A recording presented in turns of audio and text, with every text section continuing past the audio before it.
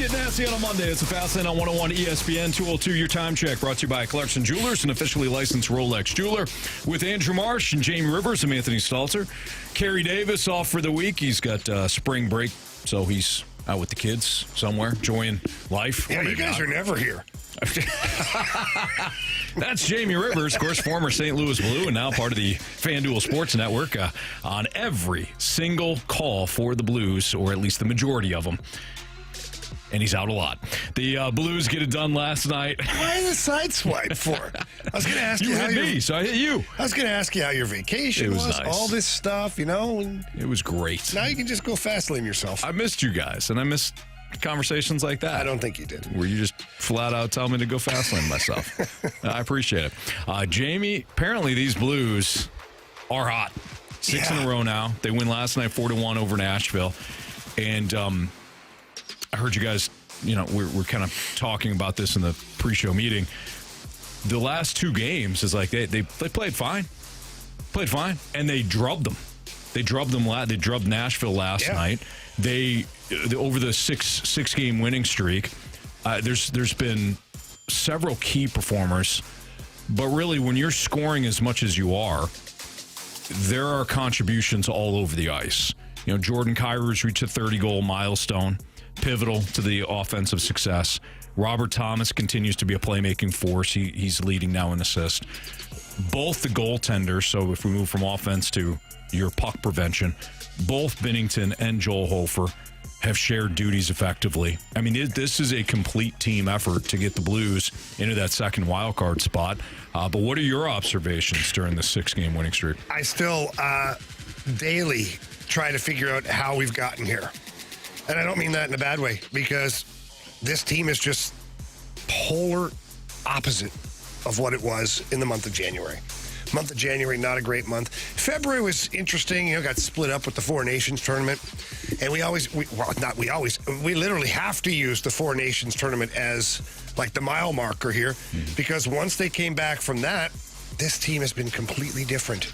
Even in the games they've lost, they've outplayed the opponent, which is wild to even think that. But to your earlier comment, you're like, didn't play their best Saturday or Sunday.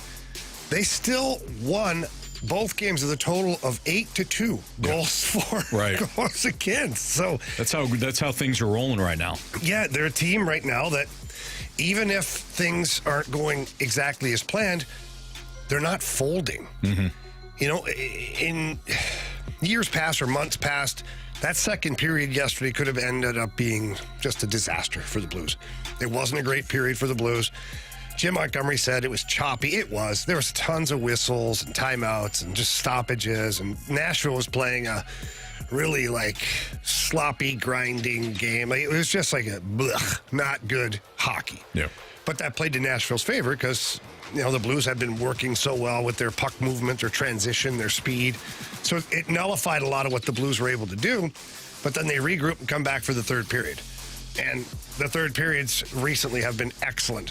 Save the Vancouver game where they gave back a point there at the very end of the game. But Jim Montgomery said, hey, we learned from that as well. So the team is playing as well as I've seen them play in 3 years. And they're doing this without Colton Parayko, too. Well, they did it yesterday without Parayko, without Buchnevich, without Sundqvist, and without Leddy. That to me is amazing. Let's go back to when Parayko was injured, and we all, we're like, man, we should be celebrating where they're at right now. And even though they're out of a playoff spot, you got the sense that they were heading in the right direction. Well, people in the media all around were like, I guess the Blues will be sellers now at the deadline. Right. Because Parayko's down. Yeah. Or they'll have to make some move, maybe get uncomfortable to add a defenseman. Yeah. They didn't. Nope. Army was like, you know what? This is unfortunate, but I like where we're at right now.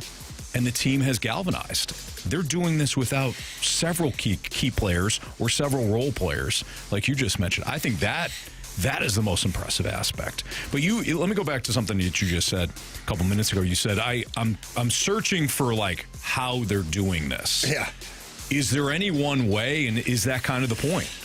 I mean, that's kind of the point, but all you're seeing, and when we look at the difference between what they were doing and what they are doing now, you're just getting a full effort. And it's not like they weren't trying before. They're trying together now, if that makes sense. Like, you have guys that were working before, but, working hard over here, and then this guy, like, it was all, like, discombobulated a little bit. This team is on a mission. They just are. Like, Jordan Carey blocking 2 shots last night from the point. Like, not that he got in the way. He purposely went out and blocked the shots. Yeah. When's the last time you saw that? Like, Walker does it. We see the guys do Sundqvist, the regular guys, Fox.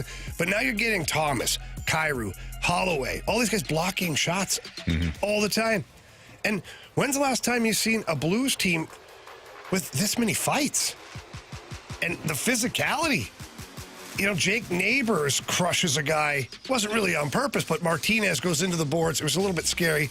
Then he gets in a fight with Dickinson. Dickinson gets hurt in a fight. He's not back for the game.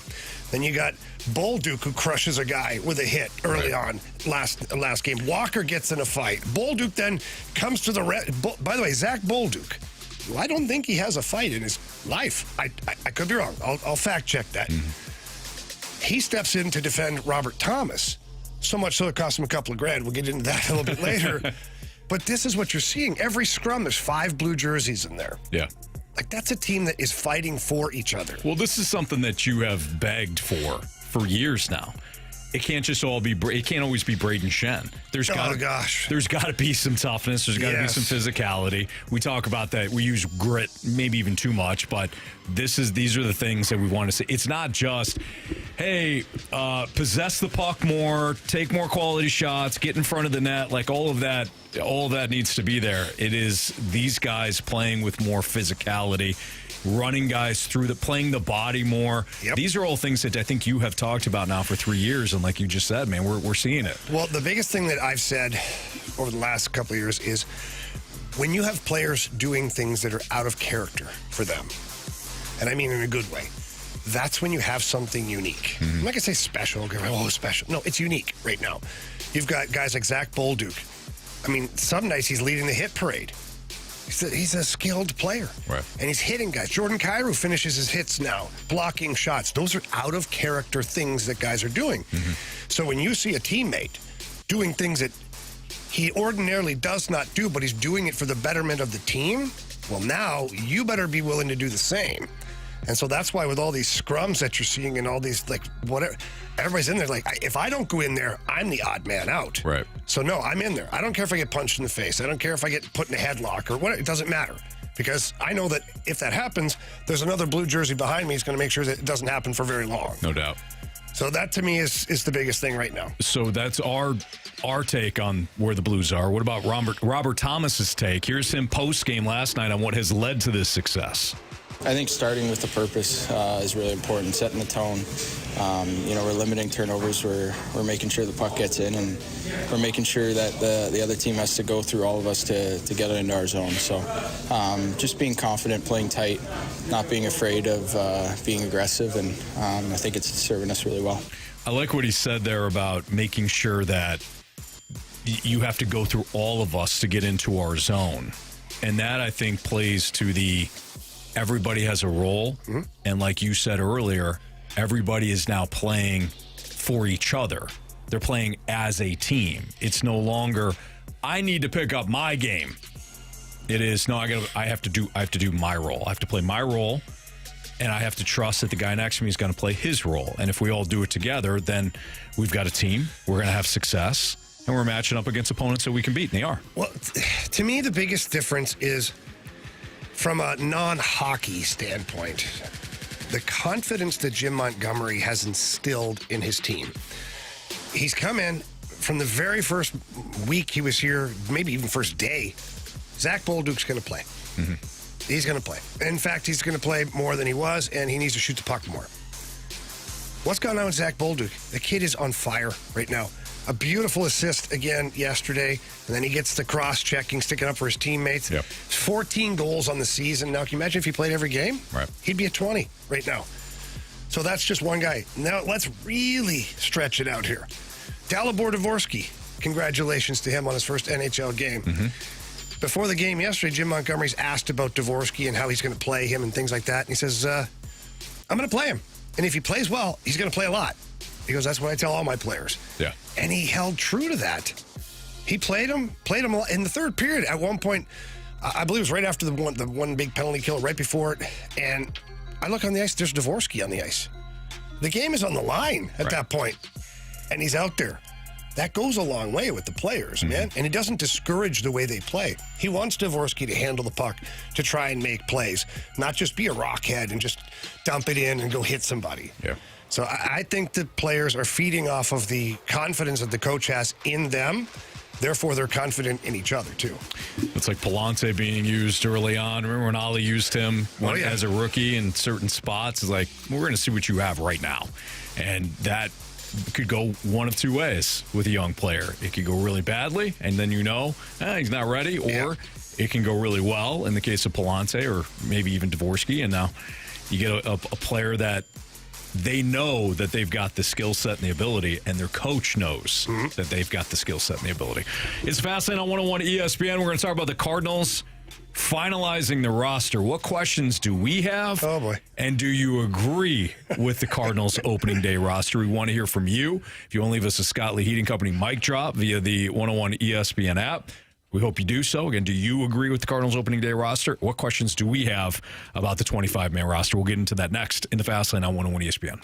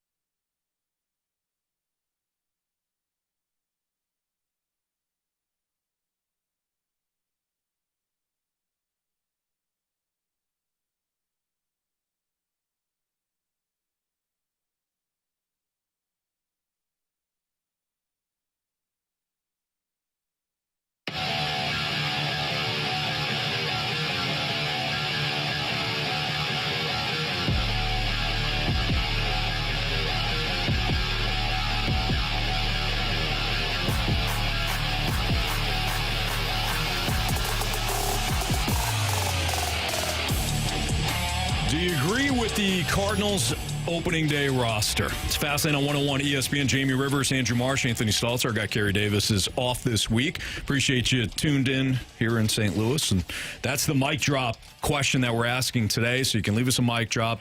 Scott Lee Heating Company mic drop via the 101 ESPN mobile app. I know a lot of people are going to have questions. A lot of people are going to have, thoughts on the 25-man roster. Jamie, I want to start off with you. What's the biggest question that you have for the 25-man roster for the Cards? Yeah, why Siani and Victor Scott? That's my biggest question as well. I don't get it. You don't need a backup center fielder. You have Lars Nootbaar that you wanted to force feed into. You all right over there, buddy? We're good. Okay. This mic gives me trouble. It does, yeah. Yeah. You had Lars Nootbaar that you tried to sandwich in there for the longest time, wanting him to be the center fielder. He can be a backup center fielder if need be. You don't need to have two players. Well, Victor Scott broke out this spring training offensively. Mm-hmm. Hopefully that continues. But before that, they were literally almost the same player. Super fast, good defensively, not great at the plate. Right. So why would you need a duplicate of that? Now, Victor Scott, again, his offense better through spring training. I'm going to leave it at that because I haven't seen it in regular season yet. Sure. Yeah, hopefully it carries over. Oh, I hope it does. I think he's an exciting young player. Would love to see him be amazing. Full stop. But I don't understand why you still have Siani on the roster. Mm-hmm. Like, it doesn't make sense to me. And then, I understand I actually understand the McGreevy move to where instead of a six-man rotation, which they were going to try and do that, let him pitch his regular innings down in Memphis. And did they go with a six-man rotation in AAA? They're going to go a six-man rotation at the big league level once they get past all of these off days. So they've got an off day. Which still makes almost no right sense. out of the gates that Friday. They get opening day on Thursday, off day on Friday, then another off day, two more times in April. But eventually they're going to go with the six-man when they need it. Steven Matz will be that guy. Which still doesn't make sense to me. Yeah. It doesn't. And here's my thoughts on Matthew Liberatore. Everyone's like, "Oh, they're giving him a chance, they're pumping him up a little bit here." No, they're covering their ass is what they're doing. Because you go back to that trade, the whole Randy Arozarena and whatnot, they're still trying to make Liberatore the player they thought he was. Mm-hmm. And if he is, hearing a lot of positive things coming out of spring training this year, Mo talking a lot about how Liberatore approached the offseason differently, came into camp, I guess, in better shape and more prepared and in a better headspace. Awesome. I hope he shoves. I think that'd be great. I just don't know. It's a question mark for me. Steven Matz, a question mark for me. Miles Michaelis, a question mark. McGreevy getting innings down in Memphis, I don't know how much of an advantage that is to him. So those are kind of my biggest takeaways from the roster. Everything else is exactly kind of what I thought. Yeah, I was surprised as well that, and we had these conversations a couple of weeks ago about why, if Victor Scott's going to be your center fielder, and he should be, he had an amazing spring. You can't call it a competition and then hand the job over to Siani, who had 4 hits in spring training when Scott's doing what he's doing. So that's raking. Yeah, that was that wasn't a question whether Scott had won the starting center fielder job. My question is, are you going? You're not going with a rotation in center fields? Ollie did say that Victor Scott, this will be evaluated in a month. It won't be, hey, you get 14 days, and if you stink, we're going to change this up. I'm going to hold you to that, Ollie. And I think Cardinals fans should hold Ollie to that. I want to see Victor Scott play and play significantly. I want to see that carry over from spring training to the regular season. My interpretation of the roster really came down to this. They don't trust Jordan Walker's defense late in games. And they valued having Siani enter the game late, close games late for Jordan Walker, more so they did having a true backup shortstop when Mason Wynn's going to play the majority of the games anyways. That's my interpretation of the roster and how they finalized it with Siani. Did you guys see it differently? No, I think they had to do what they did, just like you said. Yeah. Otherwise, they kind of lose credibility. Not kind of, they would lose credibility. With Scott, you're talking about? With Victor Scott, yeah. One thing I don't get about the whole thing, though, is aren't they both lefty bats? Yeah. You have 3 lefty center fielders. Yeah, I don't understand. If you're going to have some kind of not even a rotation, if you're going to have just something different, wouldn't you make it a right-handed batter? That's why I think that yes, you probably would. Ali has talked about kind of eschewing the whole righty-lefty platoon thing. Good. Matchup. Figure out what the best matchup is. Put your guys in the best spot to succeed. That's part of your role as a manager. So I'm glad it's not, hey, we're just going to stick with the righty-lefty platoon, which go with the best player in the best spot as much as possible. It's not always going to work out, but I'd rather see that than, this guy's a lefty against a righty. It's got to be that way. Come on, screw that. My thing is, this is more about Jordan Walker's defense in right field late in games than it is about, having that backup shortstop. I'll believe everything when I see it. This is the same organization that told Jose Fermin he was on the opening day roster, and then a couple days later said you're not.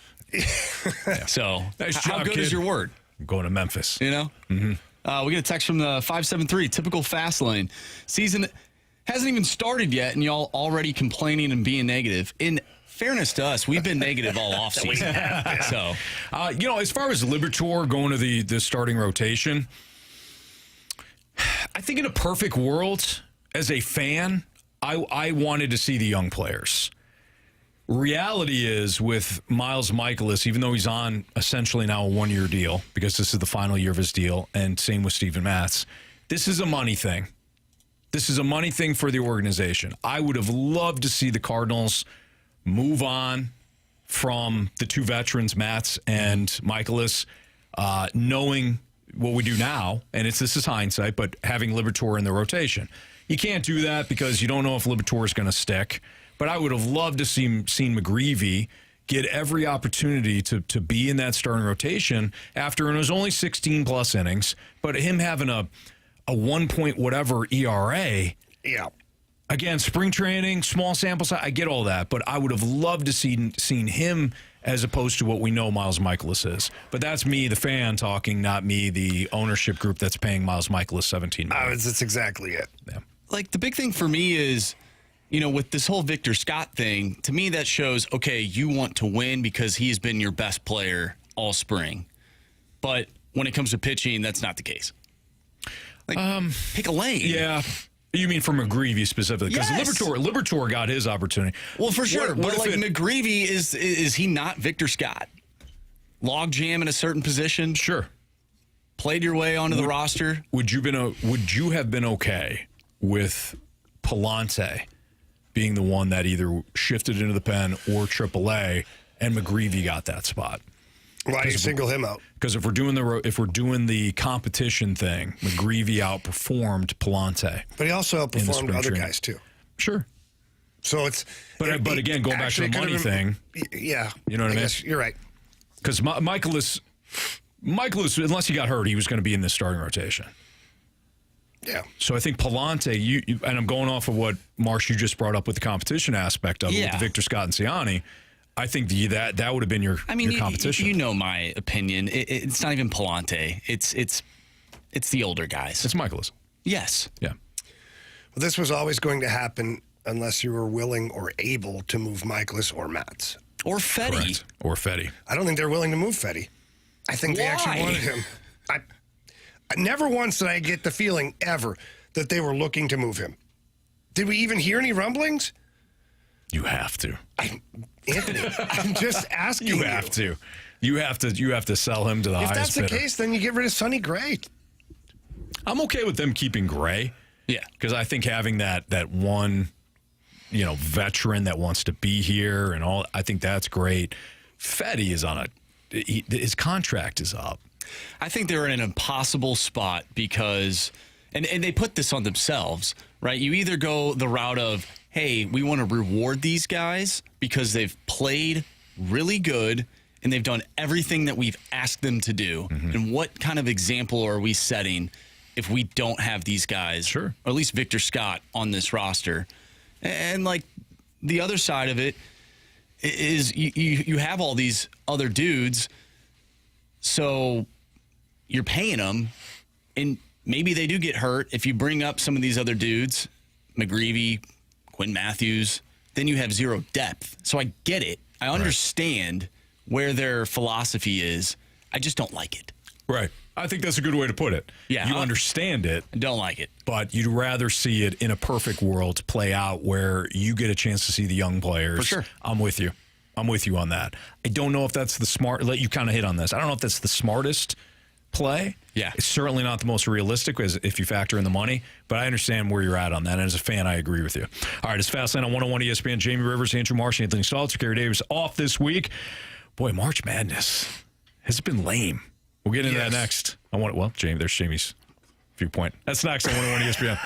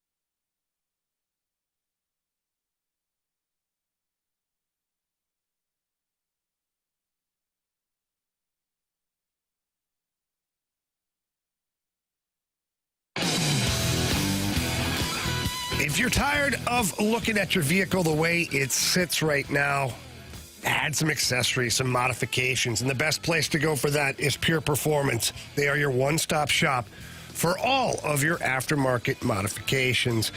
If you notice that your vehicle is getting to, the tires are starting to wear on them, please stop by Pure Performance, have them look at your tires because they carry all tires, not just oversized tires or off-road tires. No, every tire for any vehicle that you're driving out there. And they now carry tires for your ATV, UTV, and your golf carts. And they're more than happy to tell you exactly what they think of your tires when you stop by because they want you to be safe out on these roads. Whether you've got a Jeep, a Bronco, SUV, pickup truck, they've got something for everyone. And they've got all sorts of things that fit your budget and your needs. The technicians are awesome at what they do. Your vehicle is going to look spectacular when you pick it up. And they also have a full-service garage, so anything you need while you're there, or just if you want to have them change your brakes, tune-up, transmission, you name it, they've got you covered over at Pure Performance. So please stop by the facility, ask for Shelby or Paul. If not, stop by the website. Visit pureperformance.com. That's pure, P-U-R, performance.com.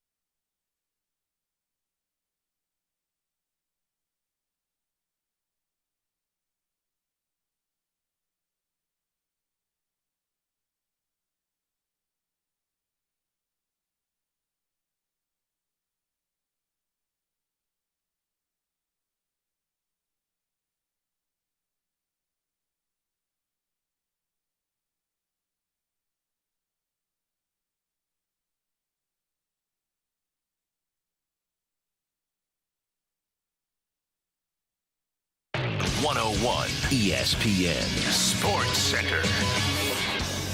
I'm Andrew Marsh. It's time for a Sports Center update driven by Johnny Londoff Chevrolet and Johnny Londoff Autoplex. The Blues have won 6 games in a row. They defeated the Blackhawks on Saturday by a final score of 4-1. And then they beat the Predators yesterday by a final score of 4-1. They'll take on the Montreal Canadiens tomorrow night. And you can listen to that game right here on 101 ESPN. Pregame starts at 6. Puck drop is at 7.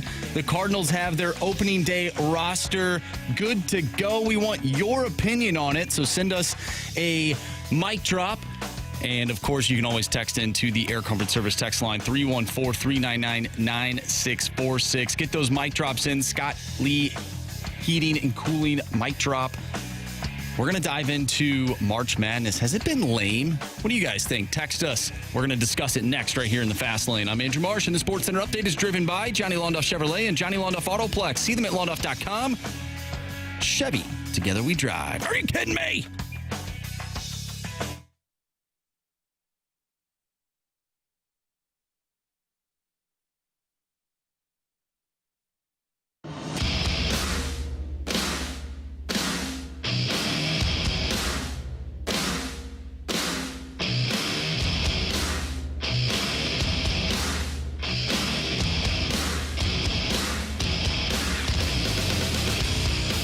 Well, you just heard Marshy in the Sports Center update pose the question about whether or not March Madness this season has been lame. Well, if you're a Mizzou fan, you certainly feel that way as they got bounced in the first round, unfortunately, to Drake. But really, when we're talking about being lame, we're talking about a lack of true Cinderellas. Arkansas, a number 10 seed, and it played in a powerful SEC conference this season. And the SEC has been up and down in this tournament, so it really hasn't been the dominant flex that I thought the SEC would have when we entered this NCAA tournament. But, again, going back to Arkansas, Arkansas is not a true Cinderella at number 10. Jamie Marsh, I don't think there is a true Cinderella that's left in this tournament. BYU's a 6 seed.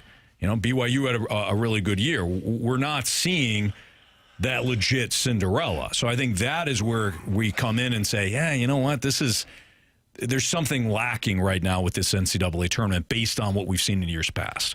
Yeah, it's super predictable. I mean, when I drew up my bracket this year, can't find it now, but Carey and Marshy were asking because you were in Florida. I said I went chalk. Yeah, I'm like, I just feel like it's going to be chalk this year. Now I did pick one team. I regret it. I picked UConn to go on a run. I had them beating Florida. I had them getting to the Final Four. With about 5 minutes remaining in that game yesterday. I know. You were looking smart, man. I know. That was the one I picked because I figured there's one of these parts of the bracket that I'm going to just go with. Like, which team could it be? And I thought, well, UConn's got the pedigree. They do. And who knows, right? Mm-hmm. But after that, it's all chalk. It is, literally. So I've had to be down at the rink a lot this weekend. Mm-hmm. So I really haven't paid a lot of attention because I look up, I see the scores. I'm like, okay, yeah, it's predictable. Yeah, the games have not. I wonder what the viewership is because I feel like the viewership has to be kind of like ho-hum too. Sure. Well, I'm sure the viewership has been there, but if you've been watching, the games haven't been great. Are there exceptions? Yeah. The Florida-UConn game yesterday was sensational. Maryland as well. Maryland with the buzzer beater, certainly. Sandwiched between those games, you've got a Duke blowout over Baylor. You got an Alabama blowout of St. Mary's. The Michigan State-New Mexico game was competitive. Michigan State was down at half, but that wound up being a sizable win. Kentucky handled Illinois. Ole Miss handled Iowa State. Was that an upset? Yeah. But outside of, the games yesterday, the thrillers were Florida-UConn and Maryland-Colorado State. And the Arizona-Oregon game, I never really thought Arizona was going to lose that game, but it was close. It was four in the end. But the games haven't been compelling. So you're still watching because it's the NCAA tournament.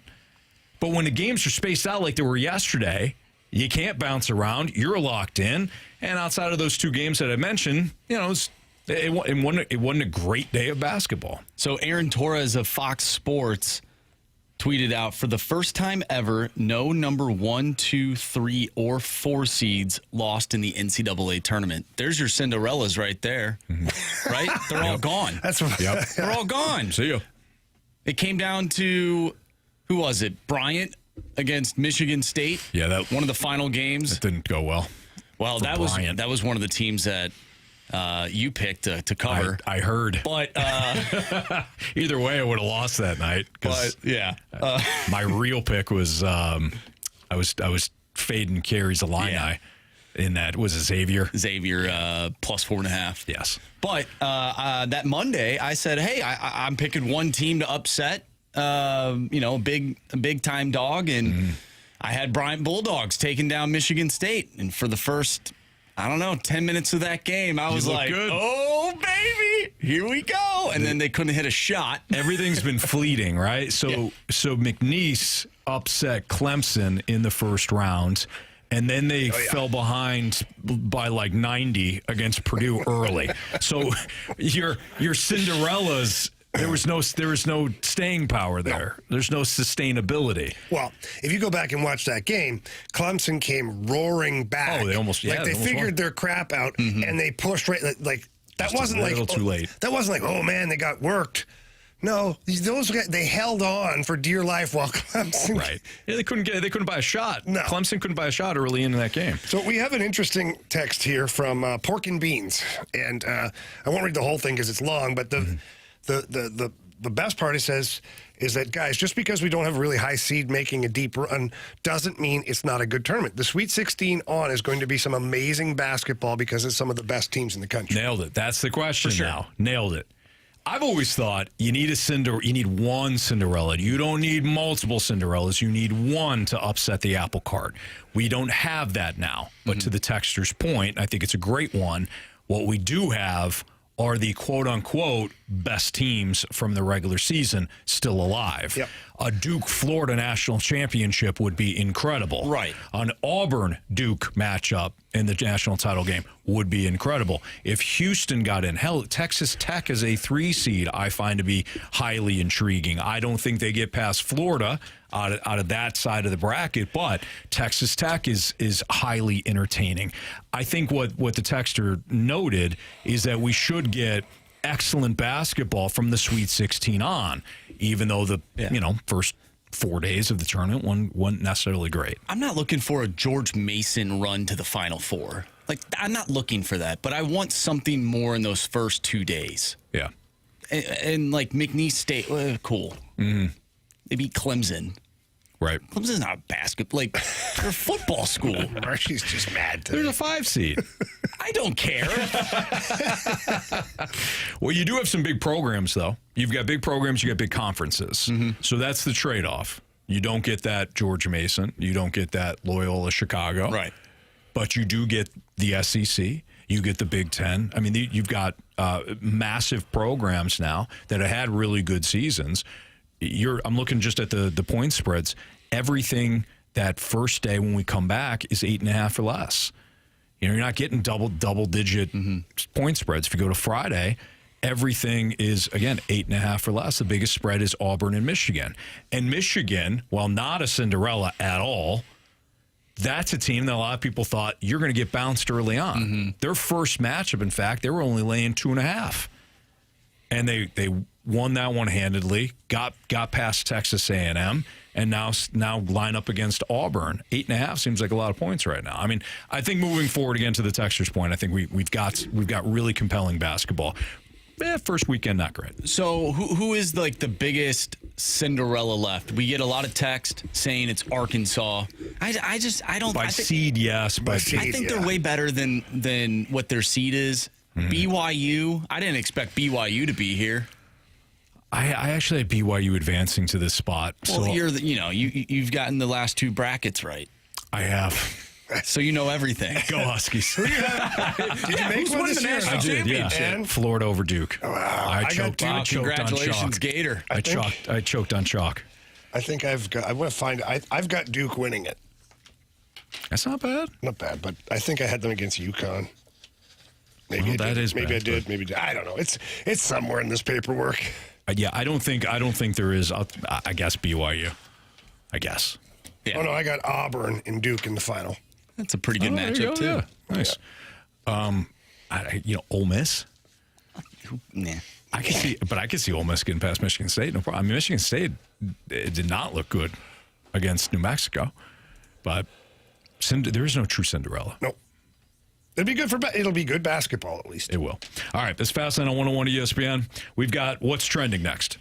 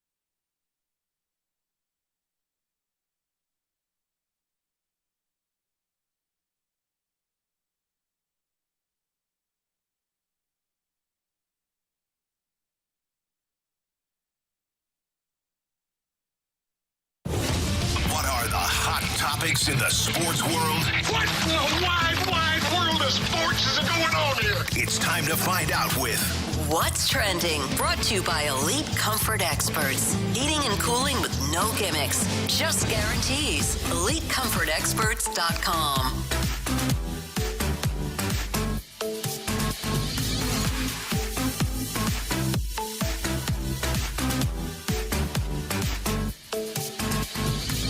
Welcome back to the Fast Lane here on 101 ESPN with Anthony Stalter and Jamie Rivers. I'm Andrew Marsh, and it's time for What's Trending. Jamie, you brought this up earlier about Zach Bolduc standing up for his teammate and Robert Thomas. According to Jeremy Rutherford, who will be on the show today at 4:15, so stay tuned for that, Bolduc has been fined $2,248.26. Not sure why it's 26 cents. Well, you know, it's important. For cross-checking Blankenberg yesterday when sticking up for Robert Thomas. I have a question for you, Jamie. Ooh. Zach Bolduc, he does not make a lot of money compared to other players. Now, this isn't a Nazem Kadri type, fine by any means. This is young players sticking up for who I would say is the most important player on the ice right now in Robert Thomas. Is he paying all that, or do you think some of the veterans are stepping in and maybe helping the kid out? Well, by law, by league rule, he has to pay it. It has to come out of his paycheck. Now, has it happened before where players or even coaches, I know one coach that paid my fine a long time ago for shooting a puck at a referee after he told me. I've told you that one. Yeah. Yeah. I got paid back for that.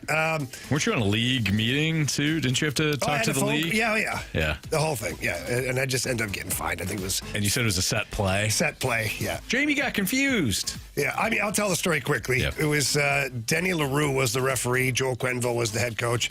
And he missed a call. They went down and scored. Q was losing his mind. He says, the next guy who gets the puck, shoot it at his fast lane head. Mm-hmm. And then he goes, Rivers, go. So I'm like, okay, here we go. And then Pierre Turgeon wins this face-off to me, like not even rolling puck. I mean, perfect sauce. Flat, like tape to tape. So I'm like, here we go. So I fired a slap shot. Now, I didn't try to hit him, but I was buzzing the tower. Shot about 2 feet off the side of his head, like just missing him off the glass. And then, he's losing it. They're trying to give me a penalty, trying to throw me out of the game and all this stuff. It was right before the end of a period. So then Q comes in the intermission, and he's like, grabs me. He's like, what the hell are you doing? I'm like, well, you said the next guy that gets the puck. He's like, oh, God, I didn't think you. I'm like, I'm 19 years old. I'm going to do what you tell me to do. Yeah. He's like, no, it's okay. I'm not mad at you. He's like, I shouldn't have been so stupid. And he comes in and goes, okay, we have to win the draw.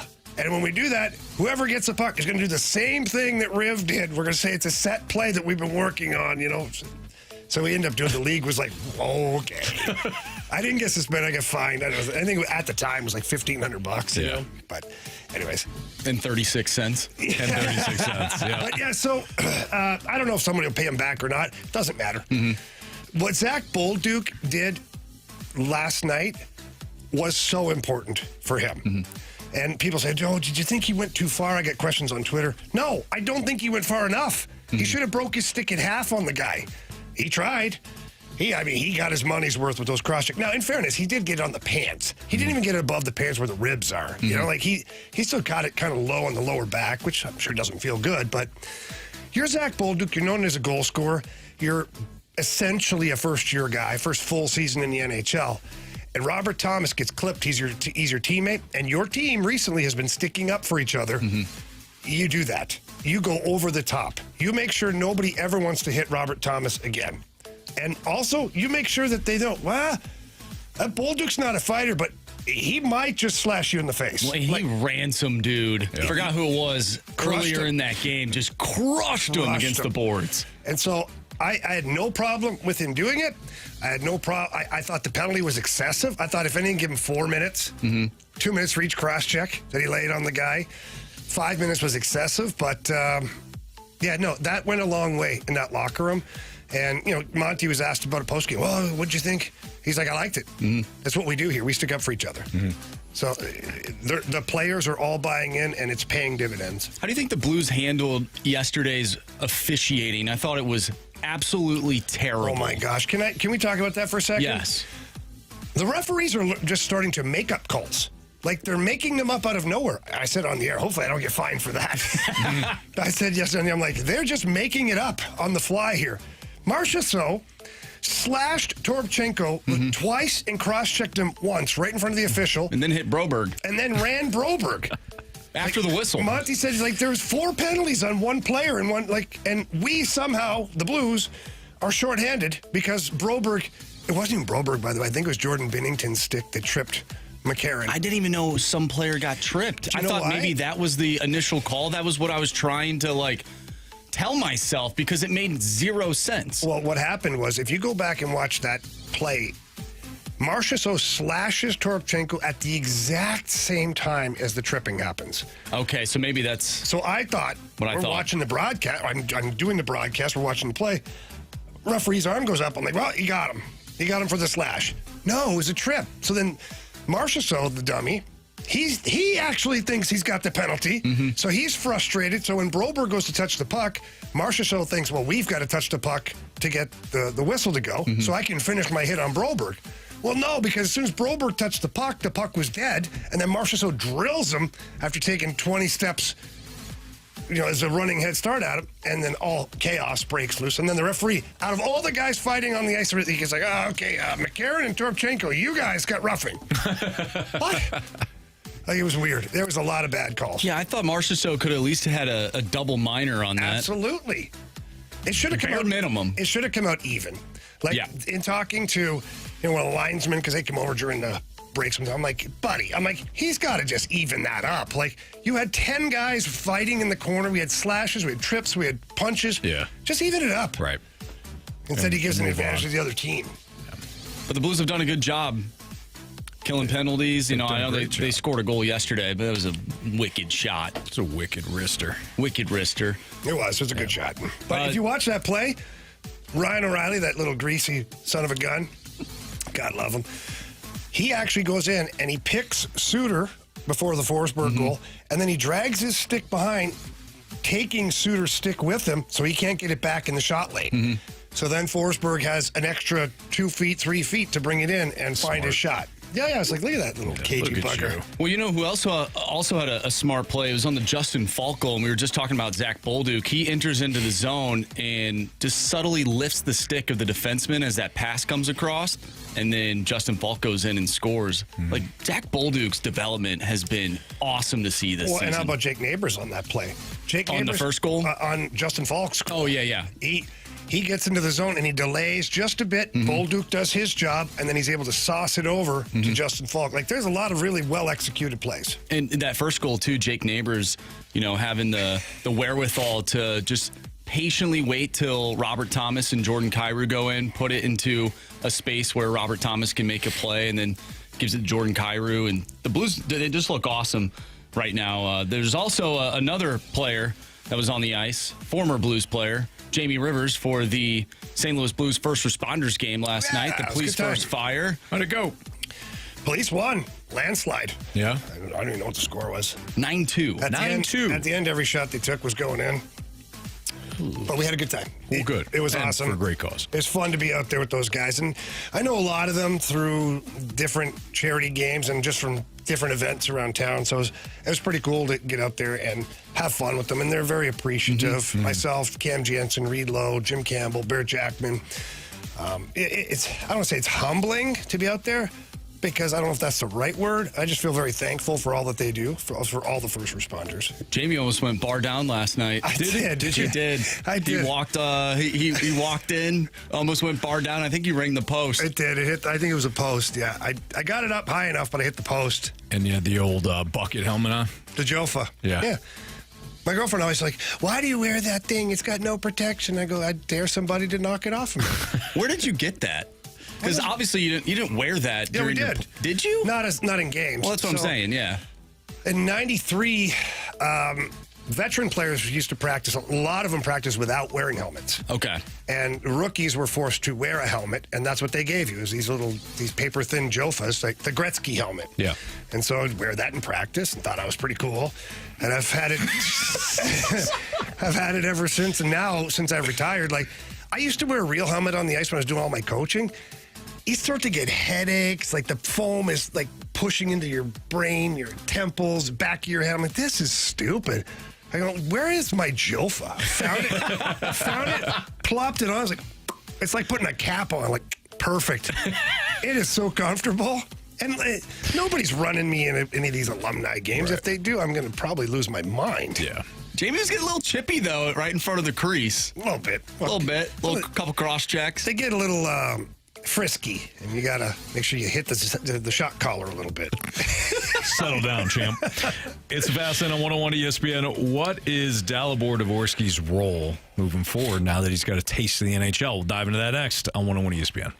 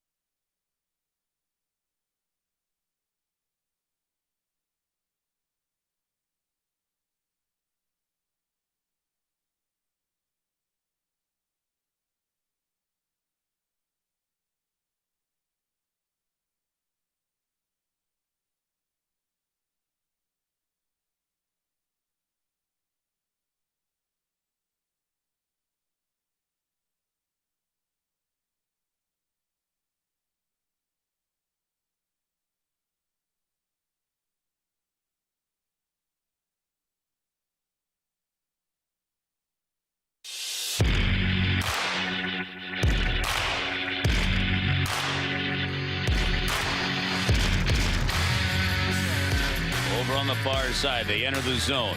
Bolduc picks it up off the wall from Robert Thomas, now to the corner. They bring it through to the near side. Dvorsky has it, makes the play to Bolduc, to Thomas, over to Texier, score! Well, that was a thing of beauty.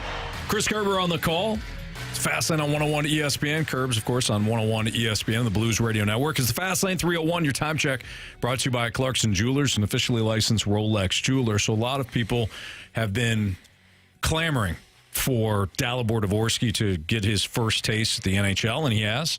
And as we've kind of talked about, we talked about in the first hour of the show, kid has already made an impact. And I thought one of the points that you made up, Jamie, if you wanted to elaborate on that too, is that Dalibor, found himself in a crucial moment thanks to Jim Montgomery saying, hey, we're going to put you in a spot with the game on the line where you can make an impact.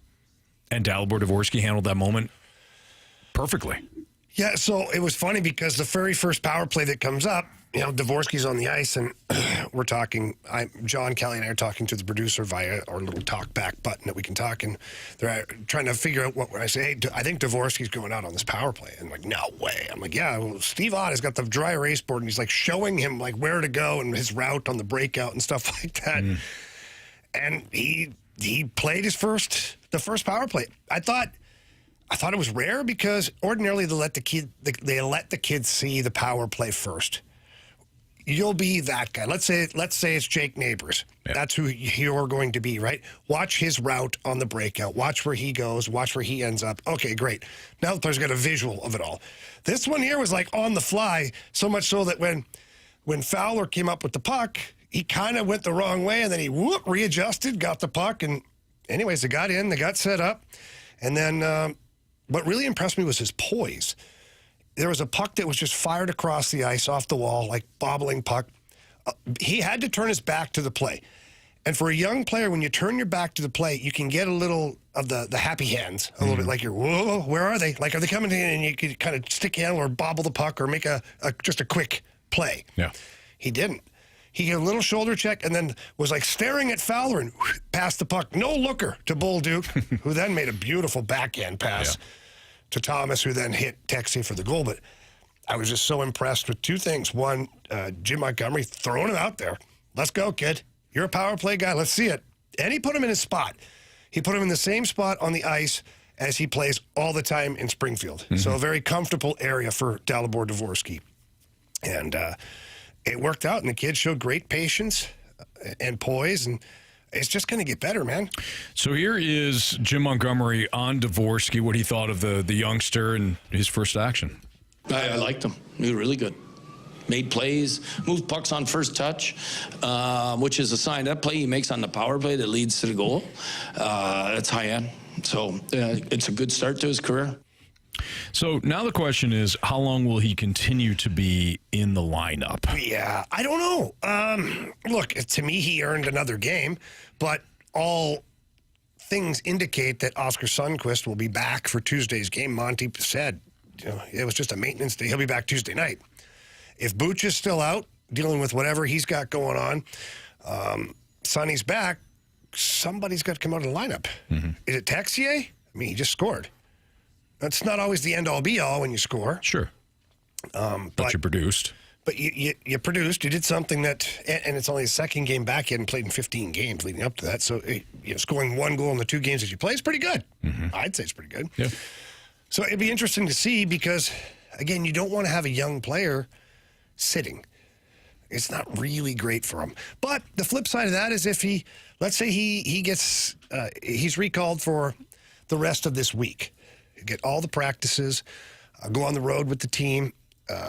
Following Tuesday's game, go on the road to the team to Nashville, go on the road with the team to Colorado. It's an early game in Colorado. You come back home Saturday night. Maybe you send him down Sunday. He goes back. He's got a week now of seeing what it's like to be in the NHL. Sure. And there's value to that. Or Texier comes back out of the lineup and you keep Dvorsky in there. And you put him out there with, I would move Sonny to the wing. Leave Dvorsky in the middle of the ice, man. Where he's comfortable. If he's going to be a centerman, get him used to it. And putting him with Matthew Joseph and Oscar Sundqvist and him in the middle, it's a pretty solid line. Jamie, I like that idea. I understand the notion of putting a player, especially a young player, in the best spot to succeed. Mm-hmm. That's not always the exact position that he plays. And sometimes with injuries and things like that, you're forced to kind of, we want you to come on up, and I don't care what sport it is, and you're going to be thrust in a role, that's the role we need you in. But if you have the opportunity to keep that player in the exact spot that he's most comfortable with, even if he's stepping up to the NHL level in this case, keep him there. Let him play center. He's a centerman. And he's going to play center at the NHL level at some point on a regular basis. So leave him in that spot. Someone here, Mahomes long body, with a question that I don't really understand, but doesn't Dvorsky have to miss at least a game so he doesn't waste a year on the entry-level deal? He's already on the entry-level deal. The moment you sign a pro contract and you start playing pro hockey, that's your entry-level deal. Mm-hmm. It's not like baseball where it's like your major league, like to start the clock. Yeah. He's already on that. So it doesn't matter. This is the first year of his contract. Doesn't matter what game he plays or doesn't play. Okay. So there's no, like you're saying, there's no certain amount of games. No, like when I signed my first entry level deal, It was a 3-year deal. I played the first year in the minors. I had 2 years left on my contract. Played NHL. Lasted that's 3 years. That's it. That's your contract. And so Dvorsky's contract started in October when he played for Springfield. The very first game, your NHL/AHL contract starts now. Yeah. Yeah. All right, well, there you have it. All right, it's Fastlane on 101 ESPN. Don't forget, we're going to be broadcasting live from inside Ballpark Village this Thursday for opening day. The Cardinals home opener is finally here, and will be set up just steps away from the stadium the morning after. BK and Ferrario this Thursday from Ballpark Village. Our opening day broadcast is presented by General Pest Services, Rawlings, and Budweiser. Jamie, I think we'd be remiss if we didn't spend a couple of moments talking about the tragic passing of Brian McKenna. For those that, and by now I think everybody has heard the horrific news that Brian, who was 61 years old, was struck by a car last week, and he tragically lost his life. I hung out with Brian one time. It was actually before I got into radio in St. Louis. My wife Kristen and her cousin Renee, they knew him, had a chance to hang out with him, and I don't know, we just hung out, had some beers and stuff like that. It seemed like a tremendous person. Ironically, our paths never crossed again once I got into radio. But I will say this about Brian: everyone that came across him loved him. He was somebody that truly embodied he never met a stranger. And for those that know of his, battle with cancer and overcoming cancer and that horrific story and everything that went awry there, but then him turning that struggle into a positive by raising money through various charities. He was always involved. And again, he was so well liked. I mean, if I just went through, my social media over the weekend, it was everybody sharing a personal story of Brian McKenna. And I'm heartbroken for his brother, and I'm heartbroken for his friends and family. Yeah, I hadn't spent a lot of time with Brian in recent years. Just, paths just never crossed, but did spend some time with Brian early on in my career here with the Blues, and obviously him being involved in media and things like that. And there were a couple of charity events. There was a softball game we played in one time and whatnot. And he was a good time, man. He was a good guy. He loved to have fun. He loved to be funny. He loved to be weird and do goofy things and put a smile on somebody's face. Yeah, and just having a good time. So I woke up to the news, and I was kind of shook, and then you think back to his battle with cancer and that whole thing, which was, unbelievable that he was able to come out the other side on that. And then, you have a freak accident that happens and takes someone's life, and it's just tough, man. It's tough. I know that he and our late great friend Jeff Burton also did a show together at one point, so I can imagine them right now, wherever they're at, like redoing that show. Heaven's in trouble. Yeah. Two of the funnest, fun and funniest people that you'll ever come across. So again, our sympathy goes out to Brian McKenna's family, and again, if you knew Brian and all the friends, you were intact, everybody who's impacted by it. No doubt. All right, it's Fastlane on 101 ESPN. Jamie Rivers, Andrew Marsh. I'm Anthony Stalter. No CD. CD will be back next week. He's spending some time with his kiddos and stuff like that for spring break. In Hawaii. So in Hawaii. That lucky. You think he's surfing? You think CD's surfing? No, I don't see him on a surfboard. Do you? I will say this about CD. He will try. Like a boogie board? Sure. I can see him surfing. You think he's throwing the football around on the beach? I can see that. No. I can see that. Him and his son? Nah. Yeah, I can see that. I think they're surfing. I don't know, man. I like to picture my Carey Davis on spring break. I picture my Carey Davis with sore knees, not wanting to surf. I'm not getting on that damn thing. You get on That's too much work. Yeah. It's Fastlane on 101 ESPN. Katie Wu joined BK and Ferrario to talk about the Cardinals' final roster. And one of the things that she talked about was having now, based on the roster construction, a limited runway for two young players specifically. So what exactly did the Cardinals... What did they accomplish this spring training? That's next on 101 ESPN.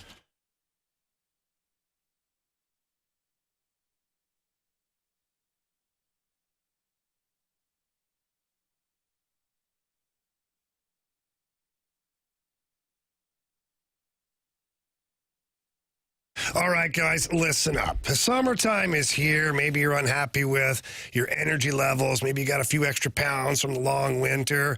Get back in the gym, but first, get out to Mentality. Get your blood checked. Find out what's going on, because as you get older, and Anthony and I are in this boat too. I mean, I'm a lot older than Anthony, but still, your testosterone levels are affected in some way, and Mentality can help you through that. We went through this whole process. The board-certified technicians are unbelievable over there, and then when they take your blood, you find out what's going on, and then they change your life. So, guys, honestly, head out to either Chesterfield or the South County location. Tell them Anthony and Jamie sent you there. Be very specific with that, because then they're going to know you mean business. Absolutely. So Jamie now, 50, celebrated the big 5-0. Thanks for bringing it up. And this weekend, I'll be 40. I'll be 43. Whether you're in your early 40s, your early 50s, if you're tired of feeling tired, you're run down, you may have symptoms of low testosterone. That was Jamie and I. Well, I just went to the beach this weekend. No problem. Rip it off the shirt. Yeah, Jamie said, "Hey, check out this." Like an animal. Yeah. Yes. Hasn't always been that way. And I don't think it's been that way for you either. There's been certain times you're like, you're not going to the gym. You're not motivated enough. Maybe you're run down all the time. You're going to bed at 8 o'clock because you don't have the energy. Come on. You don't want to live that way. Head down to Mentality, like Jamie was talking about. 2 locations, Chesterfield, South County. Please mention Anthony and Jamie sent you down there. And rediscover what it is to feel young, enthusiastic, whether it's in the gym or out. You'll feel great on Mentality.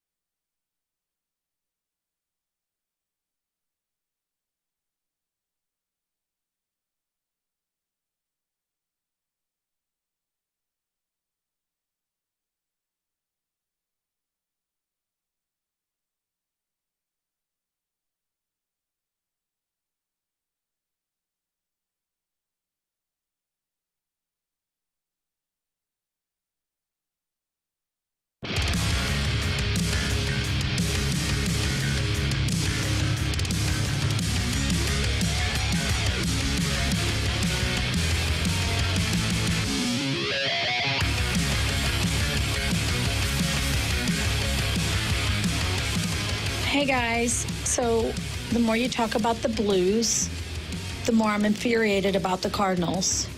Leadership matters. Army went out and got the best leader he could for his talent. Cost Bannister his job. Nothing against Bannister. There was a better candidate out there. You're telling me that Marmal's the best candidate? Come on.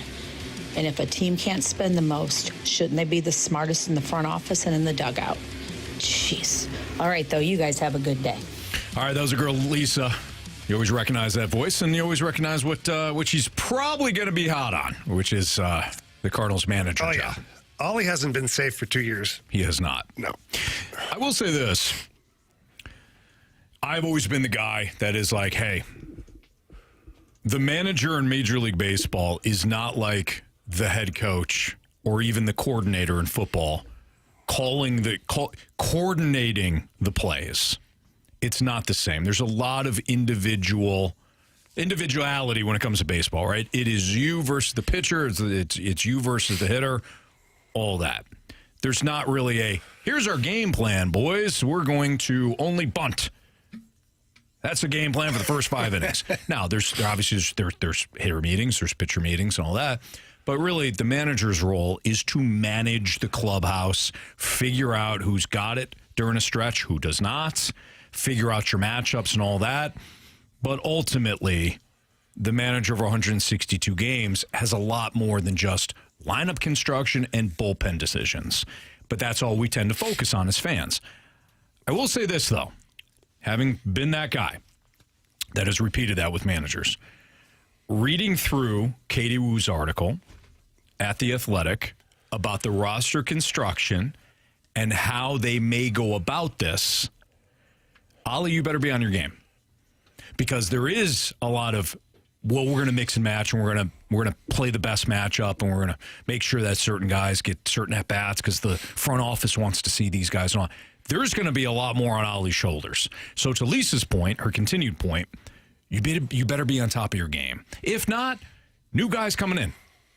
You're going to have a new boss next year, and he's got no affiliation to you. Yeah. I like Ollie.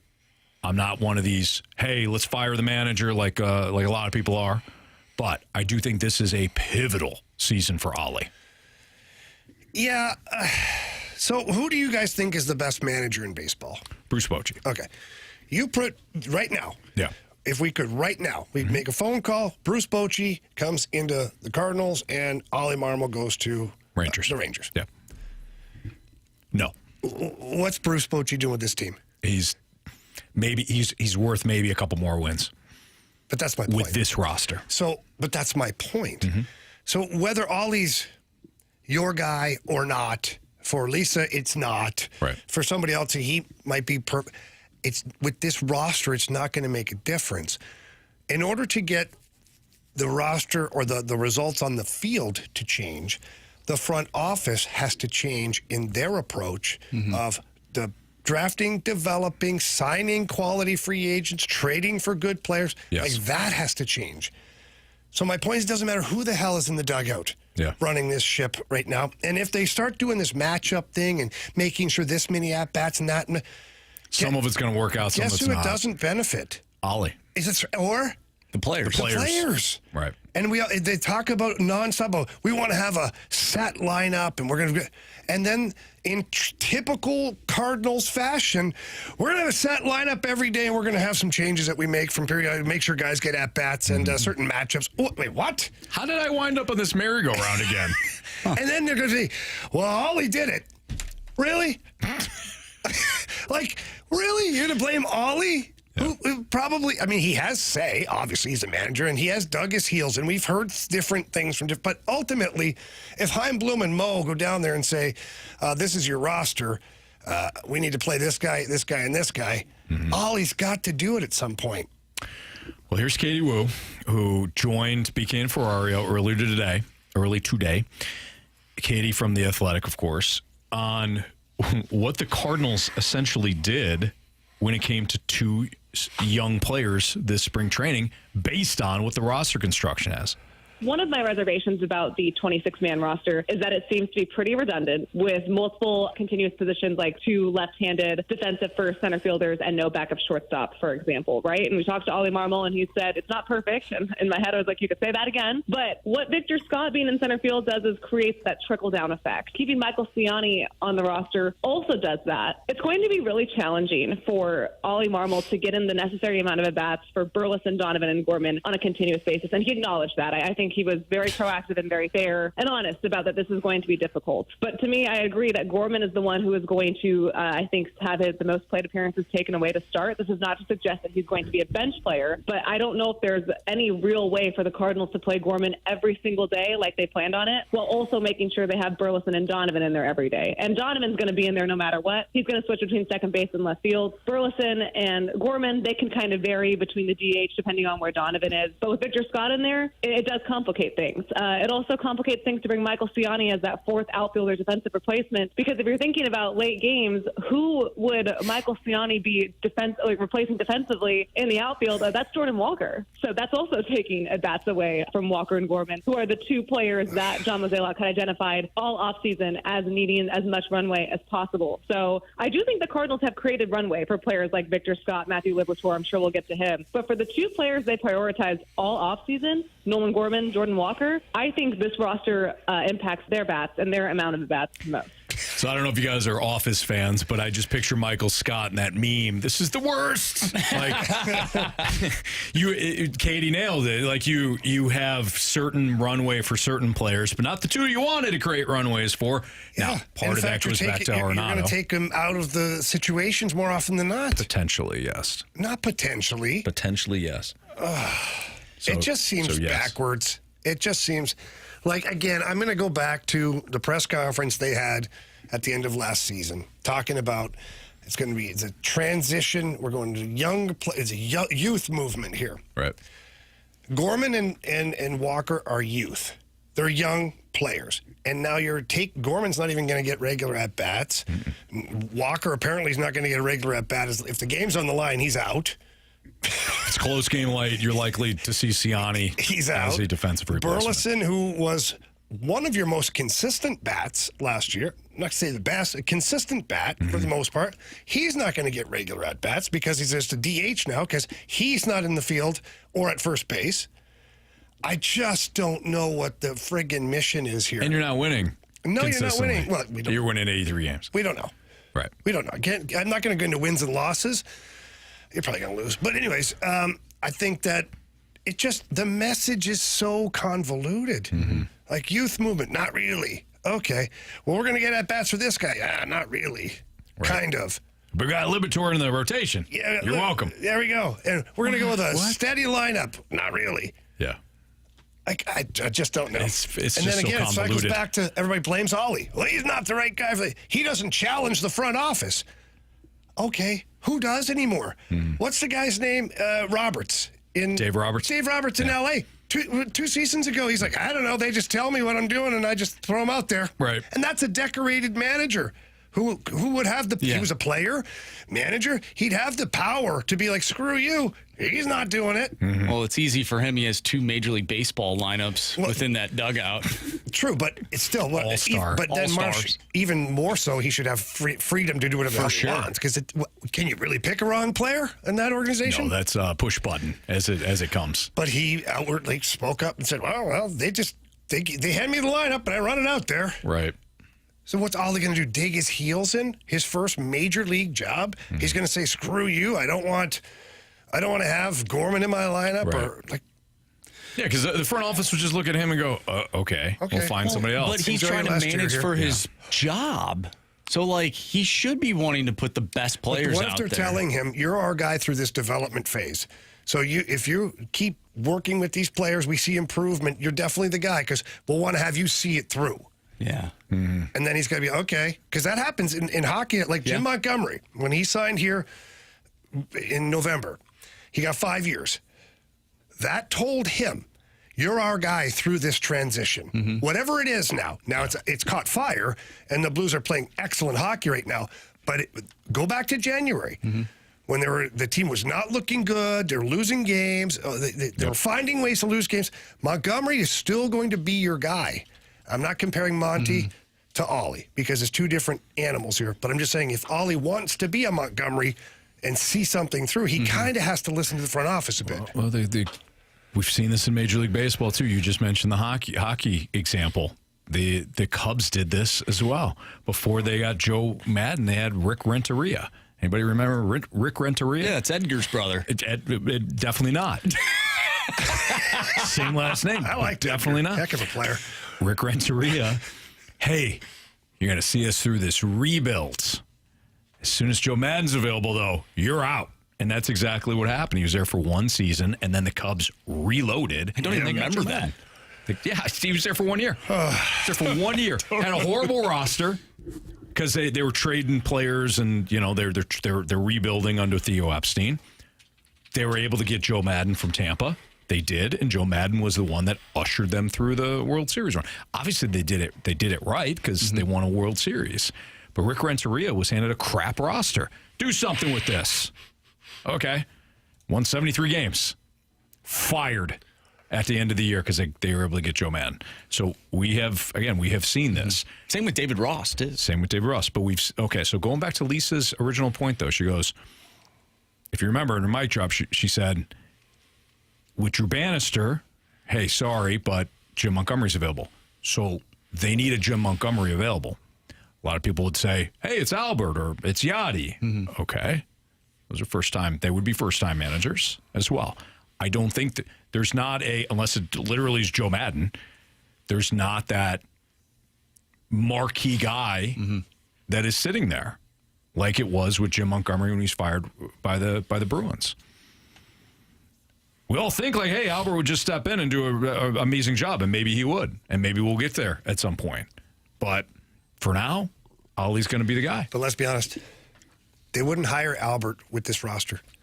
Right. Why would you put Albert in that spot? You're absolutely right. To help them? No. You don't think so? Albert, first of all, Albert would be like, we're going to do things a little different. That's where Albert would have pull that Ollie just will never have. Yeah. Because if you want Albert Pujols, one of the greatest Cardinals ever to play. One of the greatest baseball players to ever play. Just let's keep it local. Yeah. One of the greatest Cardinals to ever put the uniform on. You're going to have to give him a bigger seat at the table when it comes time for the roster, and you're not giving him a team in transition. Right. No, I agree. All right, it's Fastlane on 101 ESPN. Final Four faith. Who do we have faith in to make a championship run? Faith. Who do we have less faith in? That's next on 101 ESPN.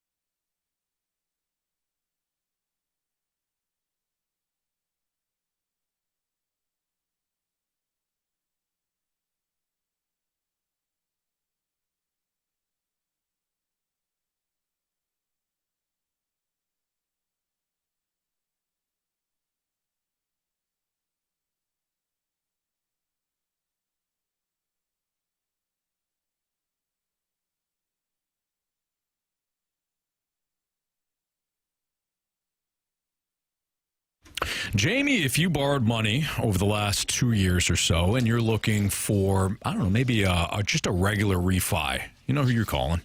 Oh, our guy Stewie, for sure. Who's on the line right now. Stewie, talk to us about borrowing, if you borrowed money over the last 2 years, doing a regular refi with you. You know, guys, interest rates are just lower. And you go to your lender and they say, hey, you know what, we can save you 0.25%, 0.5%. But it's going to cost you $2,000 or $3,000, maybe wait. With the bagel loan, it doesn't cost you a dime. We just refinanced somebody. We saved them $100 a month on a payment. Didn't cost them a dime to do it. He said to me, what about if rates go down later? I said, no problem. We can do it again for free. He said, really? I said, yes. Now, sometimes people want the cash flow, and sometimes they just want to save a lot of money overall. We took a customer. We went from a 28 years left on his loan to 20 years, and we kept his payment the same. Knocked off 8 years off his loan. He's thrilled. He's happy. Same payment. It added up to over $80,000 in savings over time. It's big bucks. Didn't cost him a dime. It's different ways that you can save money. It all depends on what you're interested in. Give us the opportunity, and we'll show you what we can do. That's why Stewie's our first call for everything finances. Purchasing a home, refinancing, debt consolidation, Stewie and his group do it all. So don't waste your time poking around other places. Give him a call on his personal cell phone number. That number is 314-324-4440. Again, that number is 314-324-4440. Give him a call, shoot him a text, whatever it is. He's our guy. He needs to be your guy. And if you can't remember that number or anything else that happened here today, but you need help, what can you do? Well, simply Google the bagel loan. Thanks, Stewie. Have a great day, guys. NMLS number 226715.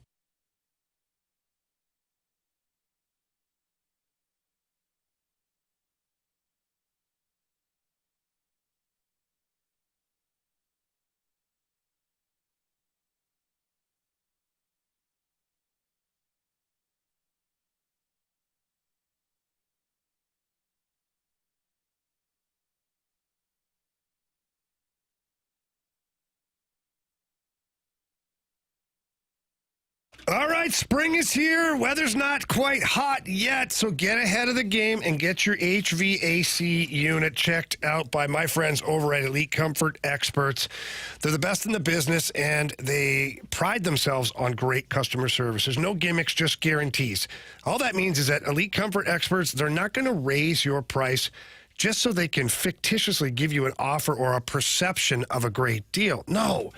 They want to earn your trust. They want you to be comfortable with what they're doing, and they want you to be completely satisfied when all of it is done. And they really, truly do deliver real pricing and exceptional customer service. You're probably going to want to get everything checked out. The spring cleaning, I know myself, that air conditioner gets a bunch of stuff over the winter. They'll come out, they clean it out properly, they make sure everything's got the right levels, their filter set up and all that. And that's because they care about the customer. So please don't waste your time anywhere else. Check them out online. It's pretty easy to get there. It's EliteComfortExperts.com. Again, that's EliteComfortExperts.com.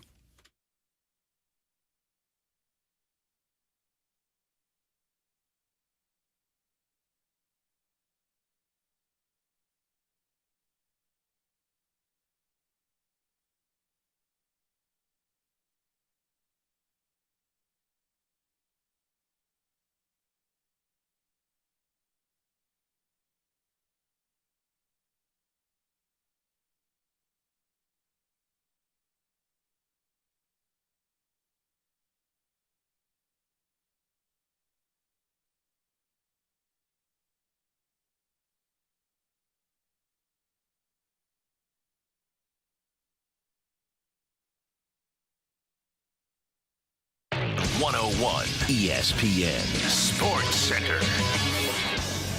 I'm Andrew Marsh. It's time for a Sports Center update brought to you by Saliga Heating and Cooling. The Blues pick up 2 victories this weekend, and they now have won 6 games in a row. They'll take on the Montreal Canadiens tomorrow night, and you can listen to that game right here on 101 ESPN. Pregame starts at 6. Puck drop is at 7. We'll talk with Blues insider from The Athletic, Jeremy Rutherford, at 4:15. And then we'll get to the Blues head coach, Jim Montgomery, at 5 o'clock. So stay tuned for those interviews. Also this weekend, City SC finally loses. They lose 1-0 to Philly, and they'll take on Austin FC next Sunday, or this upcoming Sunday, at 1:15. The Cardinals opening day roster is set. Send us your mic drops. Send it to the Scott Lee Heating Company mic drop. You can leave us your thoughts. Tell us how you feel about the opening day roster. Also, text the Air Comfort Service text line 314-399-9646. We'll get to those mic drops later in the show. But we're going to dive back into some March Madness. Out of the remaining teams left in the tournament, who do you have the most faith in to make it to the Final Four? That's coming up next right here in the Fast Lane. I'm Andrew Marsh, and the Sports Center update is brought to you by Saliga Heating and Cooling, an independent American Standard heating and air conditioning dealer.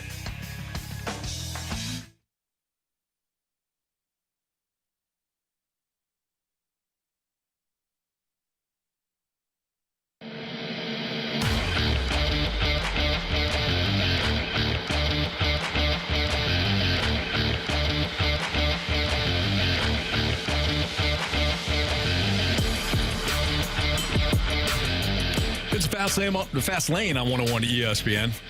What did you just Fast do? lane. What's wrong with you? I don't know. That's a Rizzuto show thing. By the way, have they been brought to you by the fast lane? I don't know. I don't know. Or have they ducked those responsibilities? They may have. Normally we get like the counter going and somebody's tracking all that. I don't know if that's the show we should trust to just do what it's supposed to do, you know? All right, well, we'll get to the bottom of that. The NCAA tournament gets turned up a notch this weekend, starting Thursday night with the start of the Sweet 16. Let's do a little Final Four faith. Ooh. The teams you have the most faith in, or the least amount of faith in, when it comes to making the Final Four. Jamie, if I were to ask you one team, just one, to make the Final Four, who do you have the most faith in, and why is it Duke? I actually wasn't going to go there. Really? I was going to go with Florida.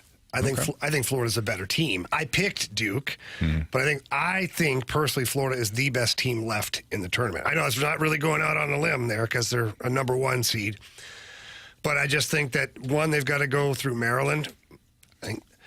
I think Maryland's not a bad team, but that's a very winnable game for Florida. They should win that one. Maryland's resilient, but Florida should win. And then they'll make their way up through there after that, Arkansas, Texas Tech, that whole thing there. So for me, the biggest guarantee for my dollar is Florida, all things being equal. Their guard play has been sensational. And it was amazing to watch their own resiliency yesterday against UConn. Because I thought UConn, they didn't have them dead to rights, but UConn was controlling that game. Florida couldn't buy a free throw. They had major issues. And all of a sudden, the guard play took over for Florida. They flipped the script. Usually a sign of a winning team in that tournament. Absolutely. They flipped the script. They got up by 3 or so and wound up, extending the lead and won. I like Florida a lot. And this just might be based on how they have looked because they've played in blowouts. But I think even though I picked Florida to win it all, I think I got more faith in Duke. They've got really, yeah. It's like you and I flipped. They have showcased elite offensive and defensive efficiency. Cooper Flagg, overcame the ankle injury from the ACC tournament. He has looked great. Proctor's have been exceptional shooting. Their starting 5 is outstanding. And when I look at their path, not that it's not daunting, but I would look at Duke's path, starting with Arizona on Thursday night. I have more faith in them making that run to the Final Four than Florida, which eventually is going to have to face a quality SEC team, whether that's Texas Tech or Arkansas, most likely Texas Tech. Yeah. How much do blowouts factor into your faith level in a team? That's kind of where I'm at with Duke. Because Duke ran roughshod over Baylor and Mount St. Mary's. They should, but they blew out Mount St. Mary's. And then 30 points over Baylor. Yeah, and then take on Baylor. 20, sorry. That was, I always love using this, and it's your line, Jamie, but Baylor finished 3rd yesterday in that game. I think they could potentially blow out Arizona as well. So I think my faith is more with Duke. Yeah. If I were only to choose one, you got Florida. What about you, Marsh? Well, I picked Tennessee to win the national championship. I'd feel kind of icky if I didn't say that I have faith in those Volunteers. But out of the teams remaining, they're not at the top, I'll tell you that. So I do feel a little icky saying that. But I think one team that surprises me that's not Duke or Florida, what are your thoughts on Alabama? Because they've also kind of been taking care of business. Yeah, they certainly have. So that's another team with exceptional guard play. I don't know what to make of Alabama yet. I didn't like St. Mary's at all coming into the tournament. I thought they're fine. I thought they're a solid team. They're a solid program. I thought they were fine. So they got Robert Morris, and Robert Morris actually gave Alabama a game. But then they got St. Mary's, and now they've got a formidable BYU team. But I feel like Alabama has had kind of the easiest road thus far out of the top teams. They didn't have to play Arkansas like St. John's did.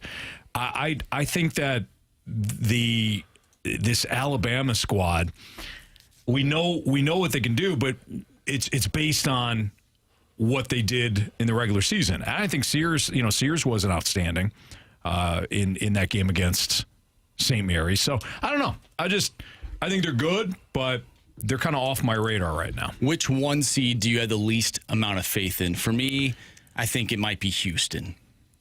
Yeah, their defense is formidable. Their defense is stingy, as always. But they have lost games this season in which they had no business losing. Or, they got to a bad officiating crew. It's kind of like St. John's.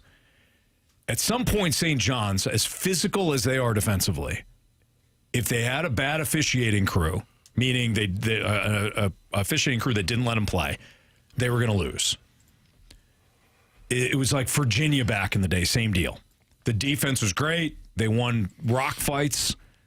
But as soon as they got to the tournament, save for the 1 year when they made the run, if they got an officiating crew that didn't swallow their whistles, Virginia was going to lose. And I wonder if Houston's that squad too. But they're also the one seed that's flying under the radar. Fair. They have to take on an SEC team, though. If they get past Purdue, they'll take on either Kentucky or Tennessee in the Elite Eight. Right.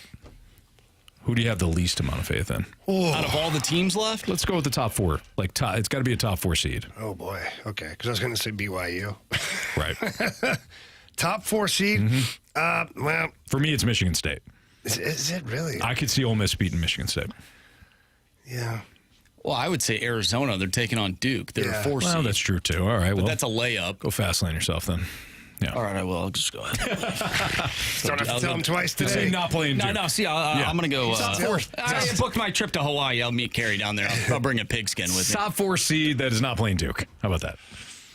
For me, it's Michigan State. Yeah, for me, it would be Maryland. They just squeaked by Colorado State. They won in the buzzer beater. I don't have much faith in them. What about Texas Tech? I like Tech. Yeah. Well, you asked him his choice. You can't do that. No. I got him booked. I got the plane ticket booked. He tells you, You're right. and you go, you can't do it. Well, I like Tech. I like Texas Tech. A lot. I like what Arkansas is doing right now, though. Okay. So Tech's your squad. No, Tech is not my squad. Well, Tech, they're your squad. You're picking Tech. Yeah, I mean, that's what the pick. Well, since you eliminated all the other teams that I can't pick from. Well, he did. He did. You've got Kentucky. You've got Tennessee. Why are you bullying him? You've got Auburn, Purdue. You're gone for a week. You come back all mad at Marshy. I'm not going to pick. I'm not going to pick against an SEC team. Okay. That are still left based on their track record this year. Marsh, I think you bring up excellent points. Well, thank you. Except for the ones about Texas Tech. Okay. All right. It's Fastlane on 101 ESPN. Are the Cardinals actively trying to stay in the middle? We'll explain that next on 101 ESPN.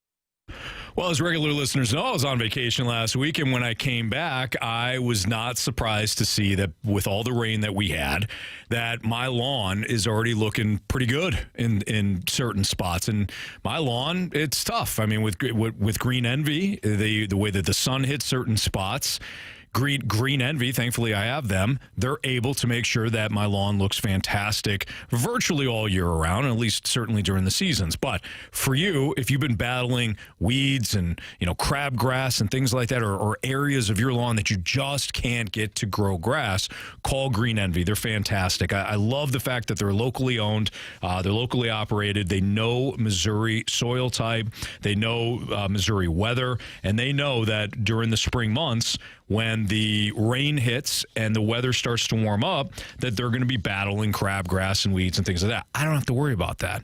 I look forward to mowing my lawn. I look forward to, doing the edging and things like that. I don't want to worry about seeding. I don't want to worry about battling the weeds. I don't want to worry about, walking along the grass, worried about whether or not I got enough seed in certain spots, or if the seed that I bought, this national generic stuff, which is highly ineffective, if it's even going to work. That's where I got Green Envy.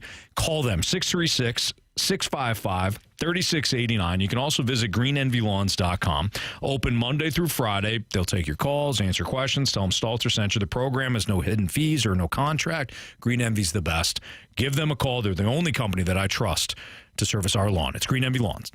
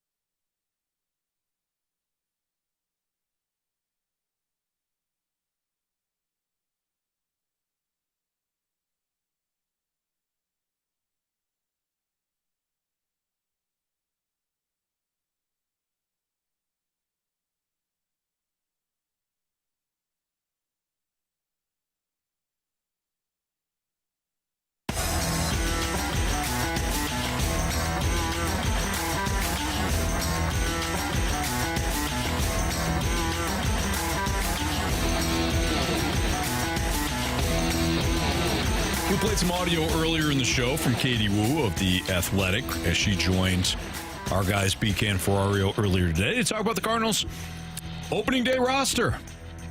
25-man roster is out for the Cardinals. Here's Katie on the Cardinals perhaps trying to balance development with winning. They want to develop players at the same time, but they also want to win, and they believe that they can. We've talked about the Cardinals being like in the middle all offseason. What this roster showed is that they are so committed to the middle, and they can't really argue it either way. Do I think that they can develop these players at the big league level and still win ball games? Absolutely. I think there is a lot of talent on this roster. I think it's the organization's job to put the players in a position to succeed, and it's on the players to perform. Like, both can exist, and if these players perform well, then I think we're going to see a better Cardinals club than maybe we're expecting. What we should be scrutinizing here is, are they going to be set up in a position to succeed? We talked to Ollie Marmol about how he's going to structure his lineup, the fluidity, the flexibility. He said, he doesn't see that he needs to have as strict of a platoon as maybe he did last year, but he is going to have to shuffle people around to ensure the number of at-bats. The Cardinals are doing this because, and I don't want to suggest that they should just go out there and tank, because I don't believe that. I don't believe that really for any organization, but especially here. Their problem is they are still trying to commit to winning, but their plan to doing so changes, fluctuates every week, it seems. And I'm not sure if that's a viable strategy going into a year. It's not as easy as just going out and winning as many games as possible. They have other things they want to accomplish. I think what the difficulty is trying to figure out how to weigh one against the other, what takes precedent, what doesn't, and how to do this all together so it makes sense. I said this in The Athletic yesterday, guys. They're going to find out in a couple days if this roster is feasible, but more so, they're going to find out if this plan is feasible, and it's not looking great to start. I think Katie, what she said there in that clip was spot on so many different levels. I think this is part of the frustration that I have about the Cardinals, in that they're constantly chasing 2 rabbits at the same time and ending up with 0 rabbits for dinner. They're trying to do 2 things at once. Rabbits for dinner? Rabbits, yeah. When's the last time you had a rabbit? What day is it? No, seriously. Never. Never? Yeah, I don't think I'd Would you? rabbit. Yeah, probably if I was hungry enough. Depends on No, the I house. mean, just like if you roll up somebody's house and like, hey, man, like I invite you guys over for dinner. Yeah. Come on, by, bring the kids, going to use the pool, grill some food. It'd be great. You look over on the grill and it's rabbit. I got a rabbit on the grill, and then I'm cutting it up and putting it out there. And like, are you eating it? You got barbecue sauce? No, straight up. No, then no. Really? Yeah, no. Okay. What about you, Marshy? Rabbit? Yeah. I mean, it depends on how hungry I am. Depends on what. It's not life or death. It's like it's an option. No. I'm thanking you for your time. Yeah. I'm enjoying your pool. Did you I'm stopping off at fast food on the way home. Did you hit the rabbit and then pick it up off the street? No, I very humanely trapped it. Gotcha. Okay. Yeah. No, I'm still not doing that. Anthony was an extra in that documentary with B Rabbit, though. Yeah, I was. Oh, yes, that's right. Oh, yeah. You I was were- filmed right there in my hometown. You just happened to be at the club that night. I was. Yeah, well, I was there a lot. Yeah, you did spend a lot of time there. Yeah, Anyways, certainly. I was just curious as to why you said that nobody gets a rabbit. If nobody really wants it, then what's the rabbits are fast, they're quick, they're agile, and if you're trying chicken. Remember Rocky chasing chicken? You could do that. And that Sure. was good. Yeah. Nick told him that increase your speed. Okay, so let's use chickens. Okay. Same concept. Because you would eat a chicken. Absolutely, Okay. yeah. You're chasing 2 chickens at one time, you get none for dinner. Okay. Yep. That's I think, where the Cardinals are at right now. Define winning, though. She said the Cardinals are trying to balance development with winning. And I agree with her. You don't want to, full-on tank because you don't know if that's going to work. You don't know if you're going to execute that, right? Define winning, though. Winning, to me, for the Cardinals is being entertaining enough to bring people to the ballpark to take their money. Wow, you went in a route that I did not expect that you were going to go. I thought you were going to be like, winning's the NL Central or winning's a playoff spot. Winning is being attractive enough to take people's money. Having people show up to the ballpark. Okay. That's all. That's what you think is winning? Kind of a sliding That's not what scale. I think is winning. I think that's probably what the Cardinals think, at least for this season. Being attractive enough to get people to the ballpark, winning baseball games, and being somewhat competitive. Albeit cynical, I don't know if you're wrong. I don't know if you're wrong, Marsh. I'm sure the team within the clubhouse is thinking that they can win the World Series, and they should have that mindset. Yeah, we're talking about from the front office's standpoint. Then you stand on what standing on your what I'm statement. saying. Okay. What about you, Jamie? What do you think winning is? Because that would go a long way to help define what we're trying to define here in balancing development. Honestly, I think winning, and I'm not setting the bar very high here because I just don't know what we're about to witness this year. Winning for me would be matching or eclipsing what you did last year with this team. So it's 83 wins. If you get 83 wins, 84 wins. And I say that because last year you had Paul Goldschmidt, you had the older pitchers. So if you're able to duplicate that with some younger guys and see them also take steps forward, that tells me that the following year is probably going to be a little bit of a bump then too, because those players will have more experience, will be a little bit better. I know. I was honest. I'm not setting the bar very high.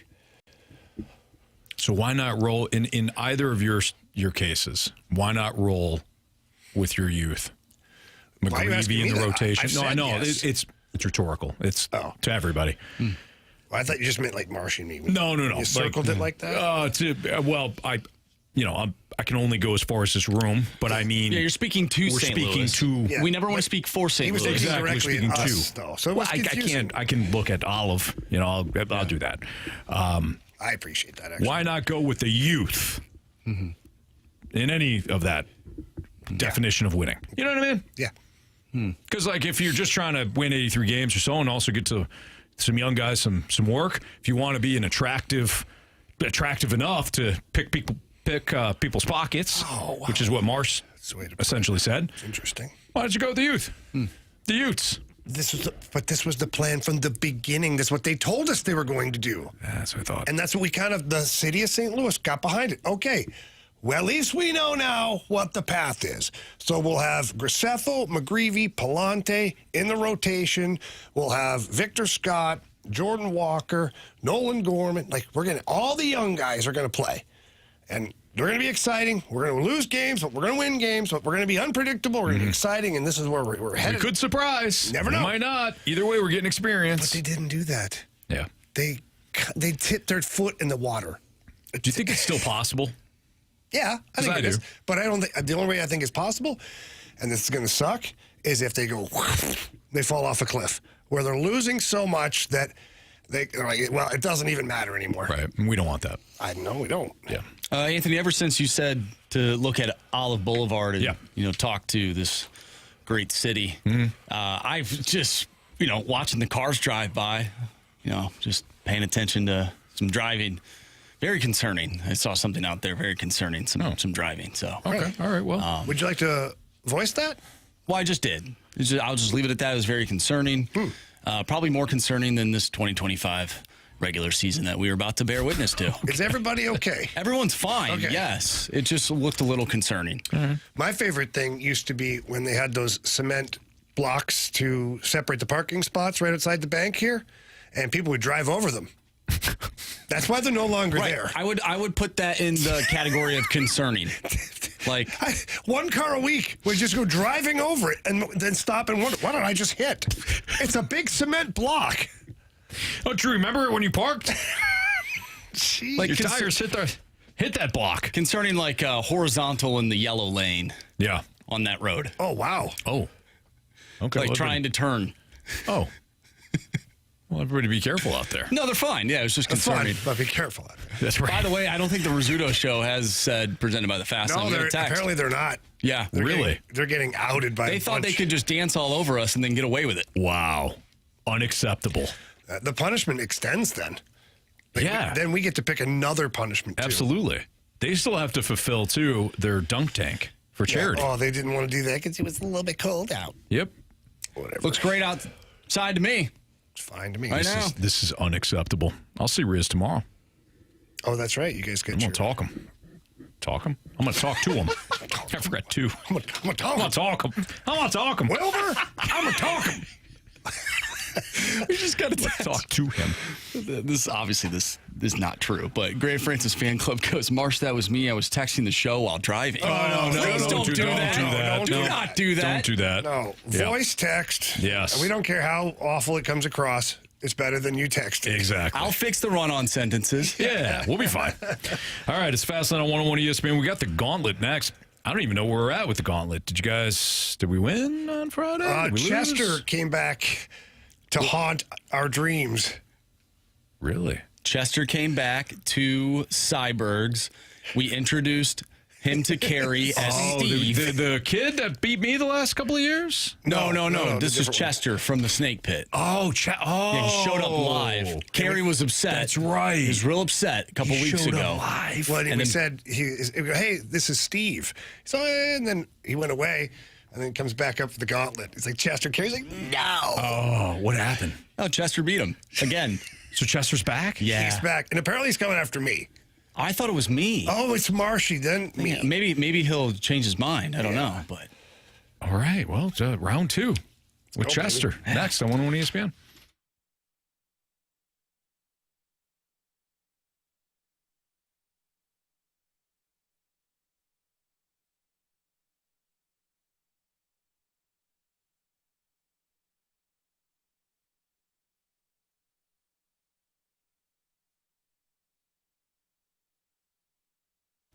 Anthony Stalter back with you for Auto Centers Nissan. You ever notice how some dealers brag about their huge inventory, but then all of a sudden it's like, wait, that's that vehicle that you're looking at. That's at Site B. It's in a cornfield like down the road. No, not at Auto Centers Nissan. They've got over 800 new and used vehicles, all in one location, all out in Herculaneum. One massive location. Right off I-55 in McNutt Herculaneum. It's just minutes from South County. No scavenger hunt required. You don't have to go to 5 different lots and other counties and things like that. justifying your ride. Auto Centers Nissan Herculaneum, they've got used vehicles, they've got brand new Nissans, and forget about overpaying. These vehicles are priced to move. Plus, on new Nissans, you get that complimentary lifetime warranty and a 30-day return promise at serious peace of mind that you won't find at any other dealership. And if your credit, if it's seen better days, don't worry. Auto Centers Nissan Herculaneum is confident that anybody that walks through the door can drive away with a brand new Nissan and get it financed. Tons of growing reviews. Can't be wrong. Check them out today or hit them up at autocentersnissan.com to browse that massive selection. Auto Centers Nissan, big inventory, bigger savings, zero nonsense.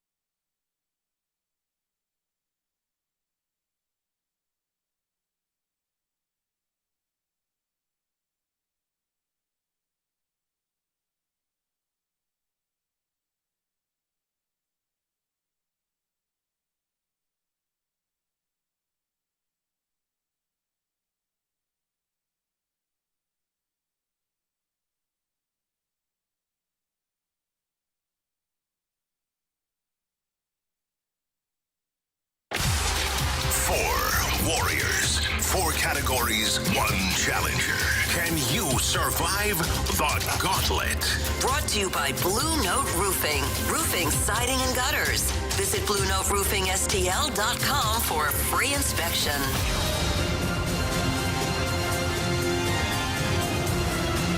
4:05, your time check is brought to you by Clarkson Jewelers, an officially licensed Rolex jeweler, with Andrew Marsh, Jamie Rivers. I'm Anthony Stalter. No Carey Davis, but no problem for our Gauntlet contestant, as he's already gotten through CD a couple of times. He's Chester from the Snake Pit. What's up, Chester? Not much. How are you? Doing great. So you got past CD again. You did it live. What was that like? That he had to go to Hawaii because he was so upset. But it's that's all right. a word. That's a word on the street. Yeah. All right, Chester, round 2. Would you like Marsh, me, or Jamie? I am under explicit orders to take on Marsh from my son. So he's out there listening, Boston. I love you, and I have to defeat Marsh today. Okay, this you sound like you're pumping yourself up. I'm known as the Saliga guy. Yep. All right, well, go ahead and tell Marsh to spin that wheel, and then we'll send him out of here. Spin that wheel, please, Marshy. All right, so the wheel has been spun. Marsh is going to head into the cone of silence. Chester, also known as Steve, your real name. Chester, what are you hoping for today? Honestly, random. Hoping for random? Well, Jamie, you can see what we got. Yeah. Opening day is on Thursday. Baseball. A little baseball? I'll take it. Yep. I'll take it. All right. You know, Marsh knows his stuff, period. He does. Baseball, I think a random would be the easiest. He's really good at like specific game moments, especially with hockey, but we'll see what we got here. All right, 4 baseball questions for you, Steve. 4 baseball questions for our guy, Marshy. Each question is worth 2 points, unless, of course, you ask for the options. If you ask for the options, those questions become worth 1 point. Are you ready? Yep. Question 1. For how many different MLB teams did Bo Jackson play? For how many different MLB teams did Bo Jackson play?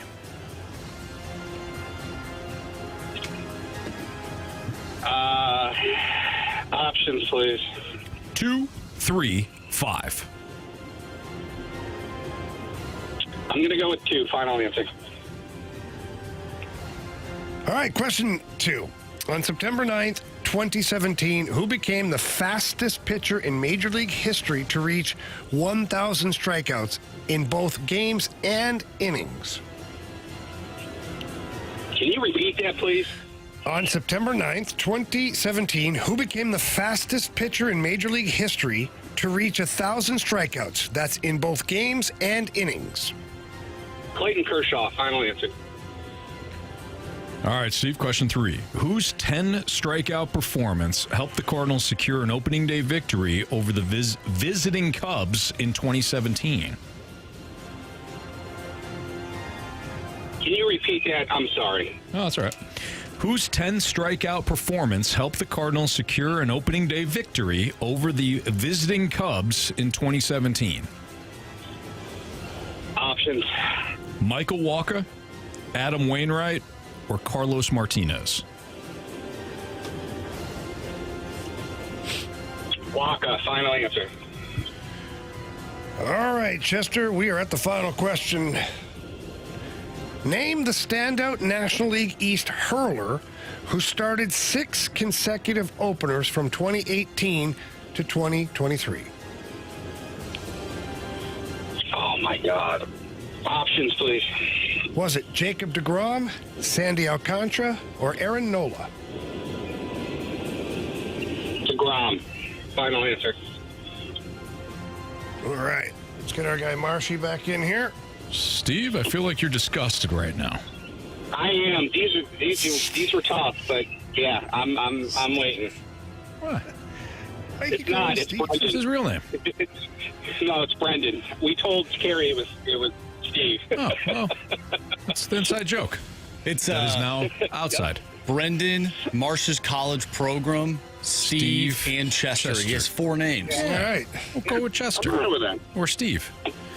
Marsh, how was the cone of silence? I was silent. All right. You got baseball today. Okie dokie. Snack at lunch. Here we go. Question 1. Snack. For how many different MLB teams did Bo Jackson play for? Did Bo Jackson play for? I know he played for the Royals. It's like the only team that I know of, though. It's gonna be like 1, 2, or 3. Let's go with 2. I feel like he's on a different team. Let's go with 2. Final answer. All right. Question 2. On September 9th, 2017, who became the fastest pitcher in Major League history to reach 1,000 strikeouts in both games and innings? 2017, 1,000 strikeouts? Yeah. Fastest ever. Fastest ever? It's got to be like Verlander, Kershaw. Who else would be in that mix? Oh, boy. Do I want to use the options? Because there could be the old Anthony Stalter outlier. Ooh. Let's go ahead and use the options. All right. Was it Yu Darvish, Chris Sale, or Madison Bumgarner? Wow, can you read that again? On September 9th, 2017, who became the fastest pitcher in Major League history to reach 1,000 strikeouts in both games and innings? All right, so we have Yu Darvish, Mad Bum, and who else? Chris Sale. Oh, I'll go with Chris Sale. Yeah, because Mad Bum, he's been around for a while, right? So how many strikeouts would that be? Let's say he's got 200. Mad Bum came in 2012? No. 2013? 2014? What was that? 2014. So about 3 years. Yeah, we'll go Mad Bum then. Mad Bum, final answer. I'm all over the place here, Mad gentlemen. Bum, not Sale. Not Sale. Could come back to bite me, gentlemen. Did you say final answer? Final answer, Yeah. Mad Bum. Okay. Marsh, whose 10 strikeout performance helped the Cardinals secure an opening day victory over the visiting Cubs in 2017? 10 strikeouts, 2017. Oh, jeez. Waino comes to mind, right? Is this Cardinals opening day, or is this opening day like Major League Baseball opening day? It just says, whose 10 strikeout performance helped the Cardinals secure an opening day victory over the visiting Cubs in 2017? Use the options. Michael Wacha, Adam Wainwright, Carlos Martinez. Oh, jeez. 2017. What year? 2017? Yes, sir. I feel like Waka would have been. No, he wasn't the same after the Ishikawa home run. So I'm going to narrow it down to Martinez and Adam Wainwright. Let's go. Was Waino injured at some point? I feel like Adam Wainwright's the obvious answer. Let's go Carlos Martinez. Final answer. Final question goes to Jamie. All right, name the standout National League East hurler who started 6 consecutive openers from 2018 to 2023. 2018 to 2023. Yes. From the National League East. Yes. I will go with Zach Wheeler. Final answer. All righty. Let's go over these. Chester from the Snake Pit versus Andrew Marsh. I don't feel good about in this. round 2. Chester's probably a bad dude. For how many different MLB teams did Bo Jackson play for? Steve, with the options, you said 2. Marsh, without the options, you also said 2. Correct answer is Kansas City Royals, Chicago White Sox, and California Angels. That's correct. 3. So Marsh and Chester Steve, Brandon Crawford, 0-0. You're giving me vibes of like this might be a 0-0 ball game. On September 9th, 2017, who became the fastest pitcher in Major League history to reach 1,000 strikeouts in both games and innings? Without the options, Chester went with Clayton Kershaw, who was not an option. Marsh took the options, said Chris Sale, then went with Mad Bum, who you said 2014 when he entered the league, I believe. 2013, somewhere around there. Yeah. You did the math on it. Correct answer is Yu Darvish. Yu Darvish. Oh, yeah. When did Mad Bum come in? 2010. That's right. He was part of the. That's He was right. 19 years old. It was his That's right. 128th game, 812th inning. Yeah. I was just thinking of him dominating the Royals in the World Series. 2014. Yeah. All right. Score check. 0-0. Name the standout National League East hurler who started 6 consecutive openers from 2018 to 23. Marsh, without the options, you said Zach Wheeler. Chester, With the options, you went with Jacob deGrom. Correct answer is Aaron Nola. It's Wheeler's teammate, Aaron Nola. Aaron Nola's the correct answer. So we got a 0-0 tie. Comes down to this. Whose 10 strikeout performance helped the Cardinals secure an opening day victory over the visiting Cubs in 2017? You both took the options. You have different answers. Chester, you went with Michael Walker. Marsh, you went with C-Mart, Carlos Martinez. If it's Martinez, Marsh wins. If it's Walker, Chester wins. If it's Adam Wainwright, we're heading to a 0-0 walk-off. Got it ready. Jamie, what's the correct answer? Carlos Martinez. Chester. What? You have chosen poorly. You lose. Oh, my goodness. Yeah, it was a defensive struggle. You did not feel great, Chester. You said as much. And you were right to not feel great, honestly. No, that was terrible. So, Marsh, good for you. Too many Cardinals questions. Was it really, though? I don't know if anybody won today. We all came in third. That was not good. Yeah, hey, that's all right. Tough one. It is a tough one. It happens. It happens to the best of us. So have a great rest of your day. Nice meeting you the other day. So loved it. Well, we appreciate you joining us. Yeah. Thanks for listening as always, Chester. We'll see you around the snake pit. You bet. Thanks, bud. All right, see ya. Nice job, Marsh. Thank you. Nice job. Yeah, that was terrible. No, that's fine. No, it's fine. Goes down as a win. That's all that matters. You're right. Let's talk to our guy, Jeremy Rutherford, next about these red-hot St. Louis Blues here on 101 ESPN.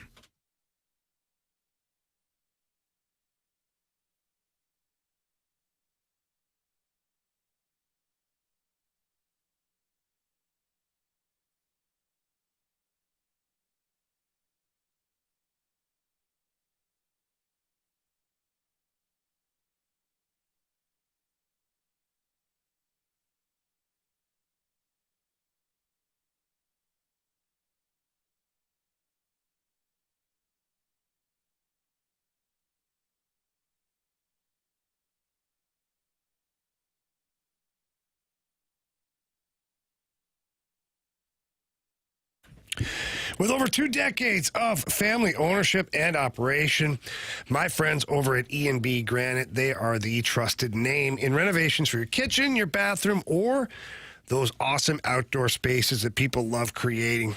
E&B Granite, they offer an extensive selection of custom countertops, cabinets, and flooring that cater to diverse tastes. So whatever you're into, they've got you covered. They've got a variety of colors, patterns, and other styles that are guaranteed to bring new life to your living space. They're backed by a great team of salespeople, your in-house design staff, and of course the technicians and the fabricators and all that stuff. They come in, they measure up everything, then they remove things properly, they don't damage anything, and then once you see the final result, you're going to want to take a picture and put it in a magazine. They do an unbelievable job. They have unbelievable customer service, and I highly suggest that you get down to 6135 Manchester Avenue and have a peek at everything in there. Call ahead, book an appointment. Their number, 314-645-9300. Again, that's 314-645-9300, or you can always visit them at enbgranite.com.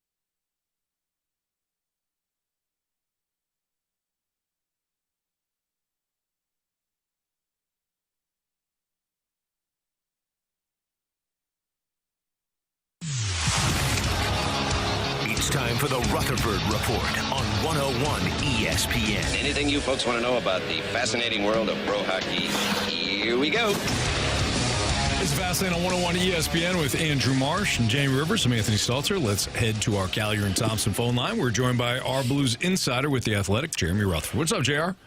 Good afternoon, boys. Yeah, everything's good here. Everything's great with the Blues, obviously. 6 straight. Jamie and I were talking about it before, and even Jamie said, I don't know if I can pinpoint what exactly has changed in terms of, like, hey, figuring out what has worked with the Blues. Is it a little bit of everything from your standpoint? I really do think that's the answer. Like, we've been doing it for a few weeks now, trying to pinpoint this thing, and there's a number of areas that you can point to, whether it be the confidence or the playing for each other. But honestly, it's everything. But like, if you would have told me, let's say 2-3 months ago, that at some point this team would have a goal differential of plus 10. I mean, even in the plus, we were talking minus 10, 15 just a month or two ago. If you would have told me they'd win 6 in a row, there's not a chance. They couldn't win 3 in a row. And then the biggest thing to me is, I said this to Justin Falk yesterday when we were interviewing him after the game. Every time an opposing player touches a Blue, there's 2 or 3 Blues that are attacking that guy. Like, I've never seen this before in the last year or two, especially with this team, and just everything's changed. JR, just quickly, do you have any update on some of the guys that missed over the weekend? Booch, Sonny, Letty? I saw Booch Nevich walk out of the locker room yesterday, and he walked out right after the game, kind of in a hurry. Riv, one of those deals where you just hope nobody makes eye contact and you can walk past everybody. He put his head down and just barreled through everybody. So, with that situation, obviously there's been some speculation about, potential concussion issues, having that hit in Nashville last week. But when we asked Jim Montgomery yesterday, he said, hey, just not feeling himself. And then he said, everybody has viral infections and things like that. Whenever coaches or GMs say stuff like that, I never know how much stock to put into it. Are they trying to veer you off course, or is that something that he's truly dealing with? I don't know, but he's not feeling like himself is what Jim Montgomery said yesterday.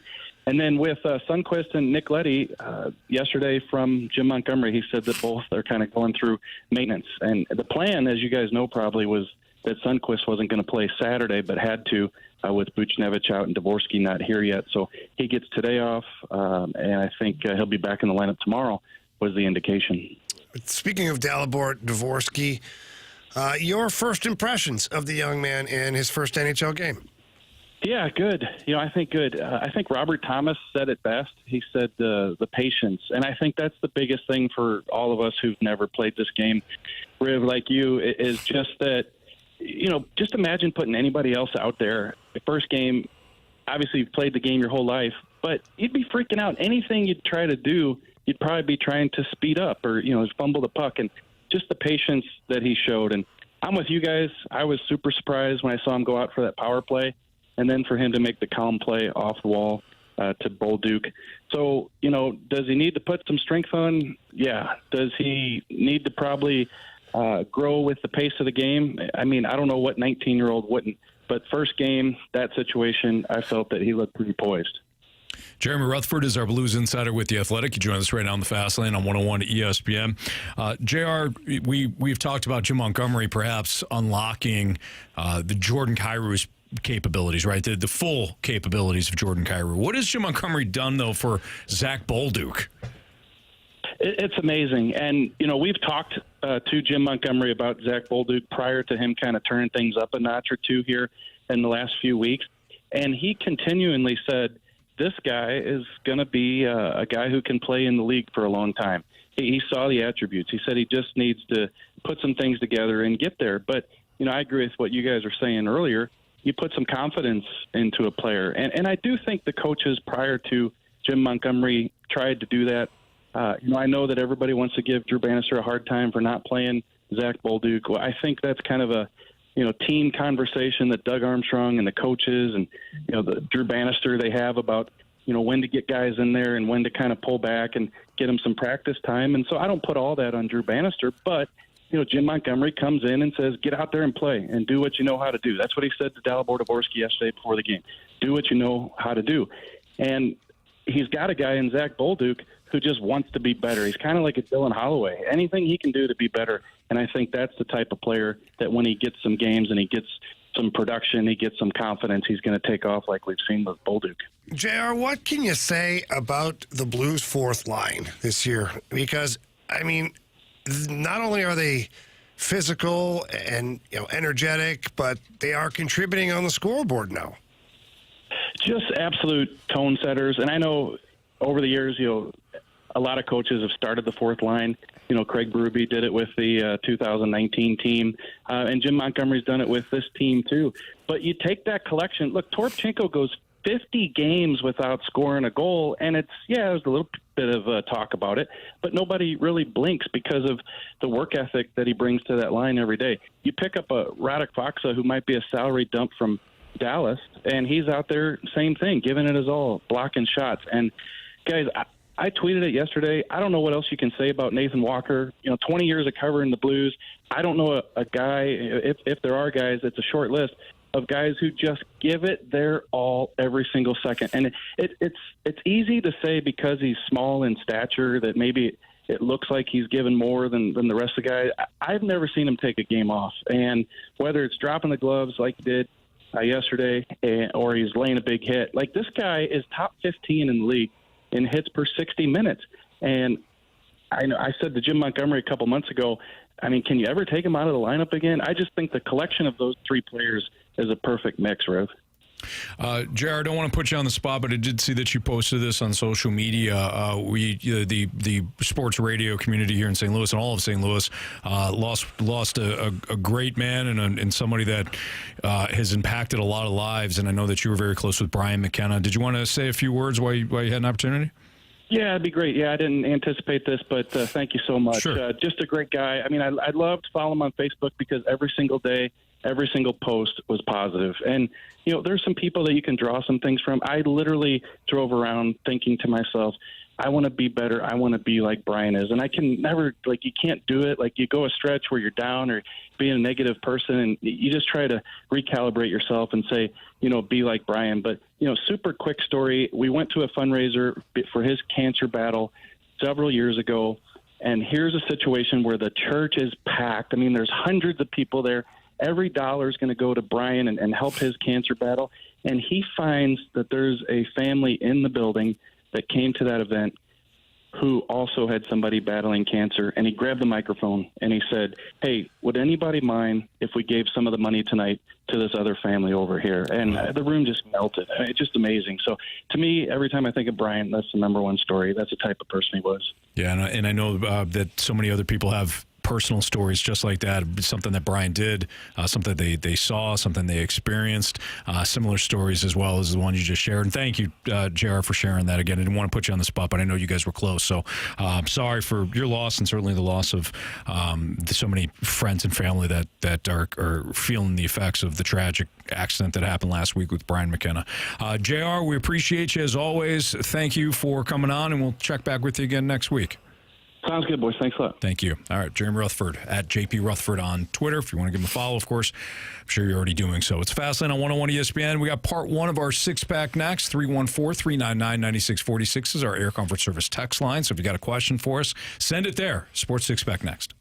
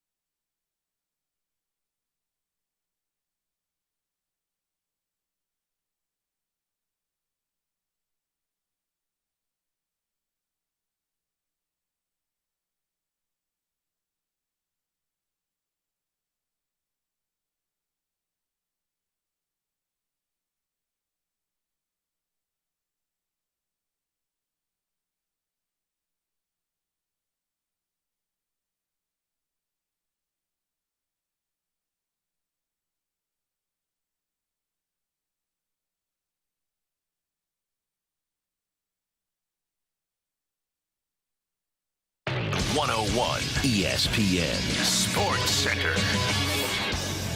I'm Andrew Marsh. It's time for a Sports Center update driven by Johnny Londoff Chevrolet and Johnny Londoff Autoplex. You just heard Jeremy Rutherford, our Blues insider from The Athletic, talking about your St. Louis Blues as they picked up 2 more wins over the weekend. They now have won 6 games in a row, and they'll take on the Montreal Canadiens tomorrow night. And you can listen to that game right here on 101 ESPN. Pregame starts at 6. Puck drop is at 7. We'll talk with Blues head coach Jim Montgomery at 5 o'clock, so stay tuned for that. We're also taking your Scott Lee Heating Company mic drops on the Cardinals opening day roster. Let us know what you think. Also send a text to the Air Comfort Service text line, 314-399-9646. We'll do that in the 5 o'clock hour, but we have our Sports Six-Pack coming up next, so text in to the Air Comfort Service text line. We want to know what you have to say, and we'll answer those questions next right here in the Fast Lane. I'm Andrew Marsh, and the Sports Center update is driven by Johnny Londoff Chevrolet and Johnny Londoff Autoplex. See them at londoff.com. Chevy, together we drive. Are you kidding me?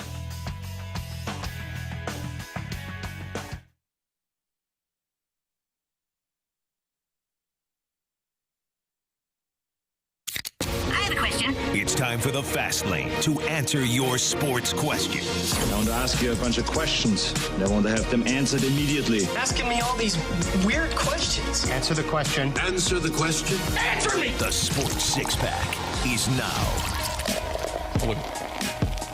All right, time for the Sports Six-Pack here on the Fast Lane on 101 ESPN. 314-399-9646 is the Air Comfort Service text line. Marsh just hit the wrong button, I think. Toggled on me. Toggled. Damn button toggled on me. All right, There's Marsh. a history of that happening. Yeah, question 1, please. Question number 1. All right, Anthony, I think you've been waiting all week to talk about this. I know for a fact you have. Uh-oh. Because I saw it in our group chat. Oh, boy. From the 314.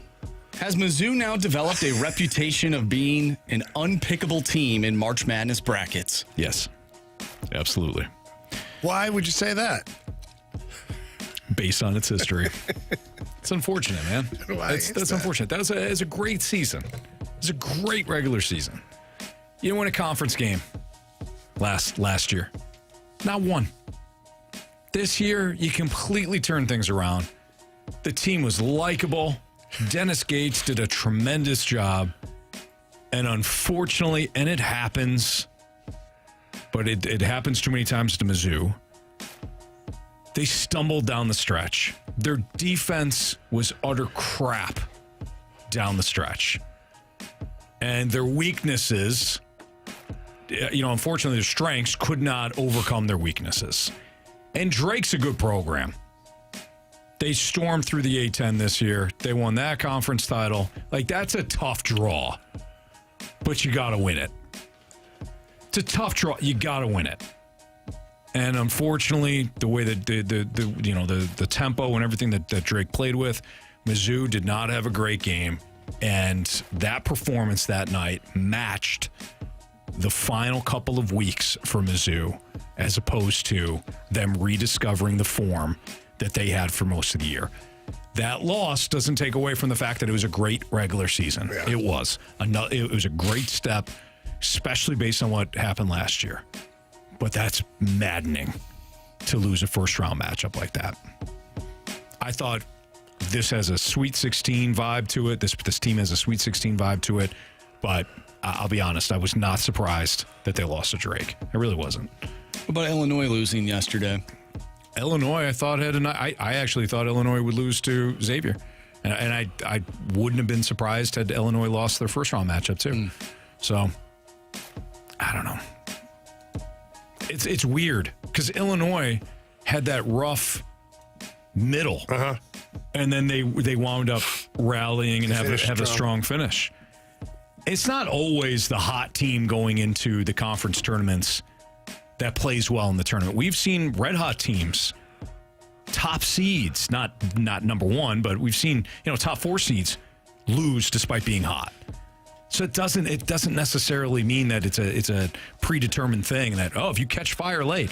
But there's something about not playing well in the final stretch of the season, not necessarily playing well in the conference tournament, and then still getting 5-6 seed and losing in that first round. That seems to be more routine or common than a hot team losing. So that's unfortunate. Question number 2. From the 636, as you guys are well aware, the Battlehawks begin their season on Friday. Caw. Yes. With that being said, what is something that the UFL does that sets it apart from the NFL that you like? I like being able to listen in on the referees' decisions. You know, the head official decisions on calls. I think that's interesting. It provides that peek behind the curtain. It provides a lot of clarity. You understand what the process is like. You understand what they're looking at. I think that's really good. I think the NFL could benefit from having a little bit more clarity on that. Yeah, I do like that. That's probably my first pick. Second pick is the way they do their extra point conversions. Yeah. It's tiered. You know, your 1 point, 2 points. Yeah. You know, I think that's kind of cool. I could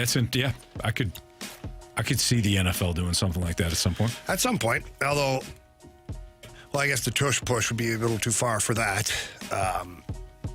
Too far. The 1 point?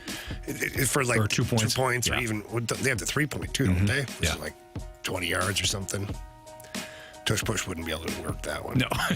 I mean, you could try. You could certainly try. It's one hell of a push. Yeah. But no, I like it. I think it's kind of neat that, you know, if you're behind or even if you're going to tie a team and you believe that you've got a good 2 point conversion and now you go up by 1 because you went for 2 instead of 1, it adds a little excitement to everything. Agreed.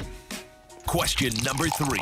From the 217, do you guys have any opening day traditions? We can include hockey opening night traditions as well. Our opening day tradition has become taking a photo with our boys. Yes. Which will not happen this year. We're not down at Ballpark Village. Apparently it wasn't in the budget for us to be down there. Well. No, that's... Yeah, Carey's out. I'm making that up. I think you're half the show. It's a Blues game, too. Right.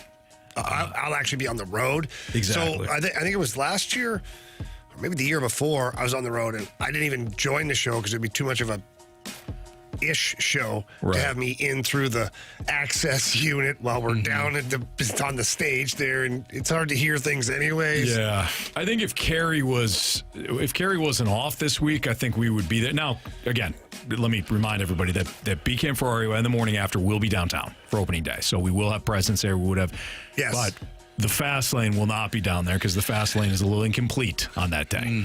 If you want to blame anybody, you blame Carey Davis. Well, you blame he took the day off. No, I won't. I won't do that to you, Jamie. You can, though. I will do that to Carey, though. I thought we were protesting the Cardinals this year. That's what I was told. No, we're not protesting the Cardinals. Oh. No, not yet. We won't be doing that. No. Cardinals gonna have a good year. Yeah. Mm-hmm. You By can't their even. standards. Yeah, I was gonna say you can't even. Like, I'm watching your face. Yeah. You knew something was coming. And you had that little twinkle in my eye. Eaten grin. That too. And I was like, here comes the hurt. Mm-hmm. I thought the text line texted in saying, Anthony, you need to keep this team accountable. And you're like, that's a great idea. I'm going to go ahead and not go to opening day. We're going to stay here in the studio. Oh, yeah. If those people are listening, yes, that's what we're doing. We're holding them accountable by not going. To everybody else, it would have been a mess for us to be out there. Get down there, support the team, man. You know, like I'm mad. I want to be there. It's the one thing that I don't like is when people get ahead of themselves and automatically, I'm not going to go because they're going to suck. No, just go until you think they're not good, and then don't show up. Then if you want to, and you don't think you're getting your dollar's worth, fine. But for me, start the season off fresh. And even if you don't believe in them, go support them early and see what happens. Yeah. You might be pleasantly surprised. Hey, we heard they're going to work on their game day experience too. So that'll be good for you. Is Gershon in charge of that? I don't know. It's double secret probation. Okay. Got it. But also, if you don't want to go, you don't have to go, right? It's a holiday. It's a holiday here in St. Louis. Oh, well, an opening day, yeah. It's great. I'm talking about all the other 80 games. Yeah, no promise on that. No. Whether that's going to be good or not, we'll find out. But no, outside of that, that's been our tradition is to be down there. So I guess we're breaking said tradition. The tradition is to count how many steps are from Ballpark Village to Busch Stadium. Correct. That We've way never I can done it, say. have we? I did it last year. Did you? Do you remember? did? I did. I walked outside. What were your steps, though? I did foot to foot. Oh, you did? I did. You did. Okay. And people around me are like, "What is this guy doing?" He's hammered. He's practicing. Look at this for guy. later. I want what he's having. Yeah. But no, he was actually, Marsh was just measuring how many steps. Because we always say we're steps away from ballpark. Could have swore it was 43 feet. It's not a lot, that's for sure. We're pretty close. I did sidewalk to sidewalk. Okay. All right. We would prefer next time if you go wall to wall. Wall to wall? Yeah. Wall to wall action? Wait, sidewalk to sidewalk? Yeah, because you have to cross that street, that little road. But he should do...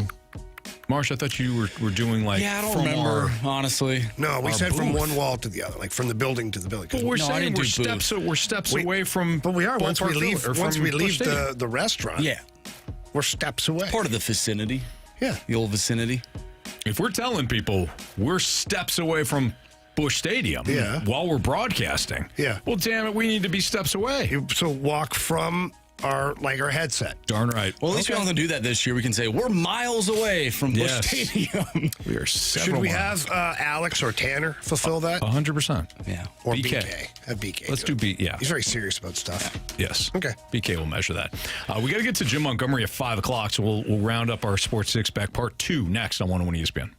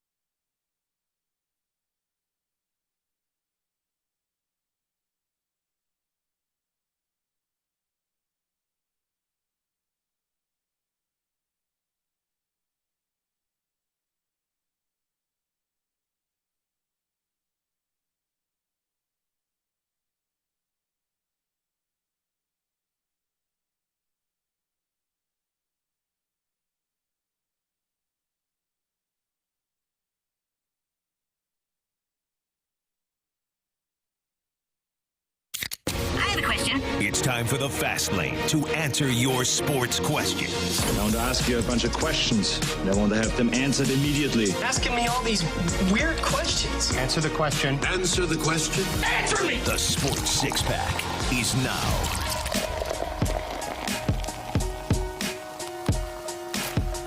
Part 2 of the Sports Six Pack is now.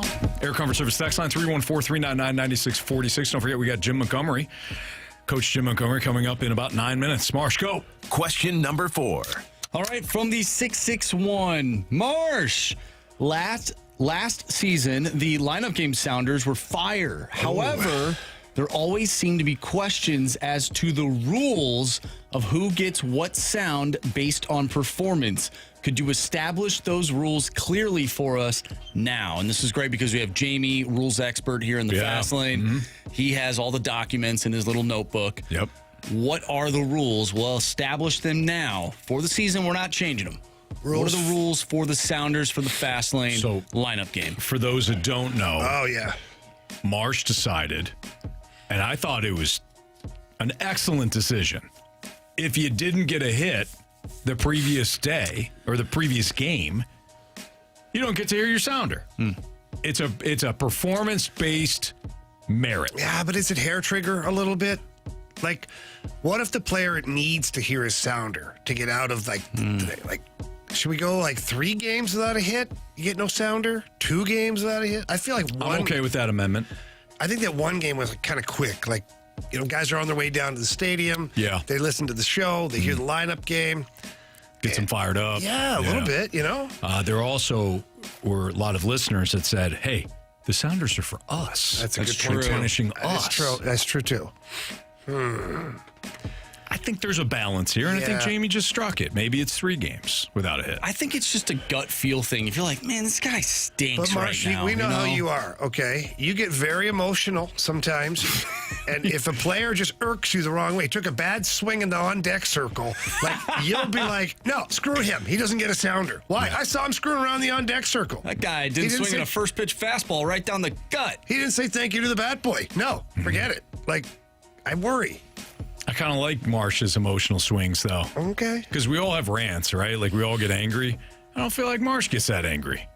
He does. Unless you take his headphones. Still don't know how those ended up in the middle of this desk.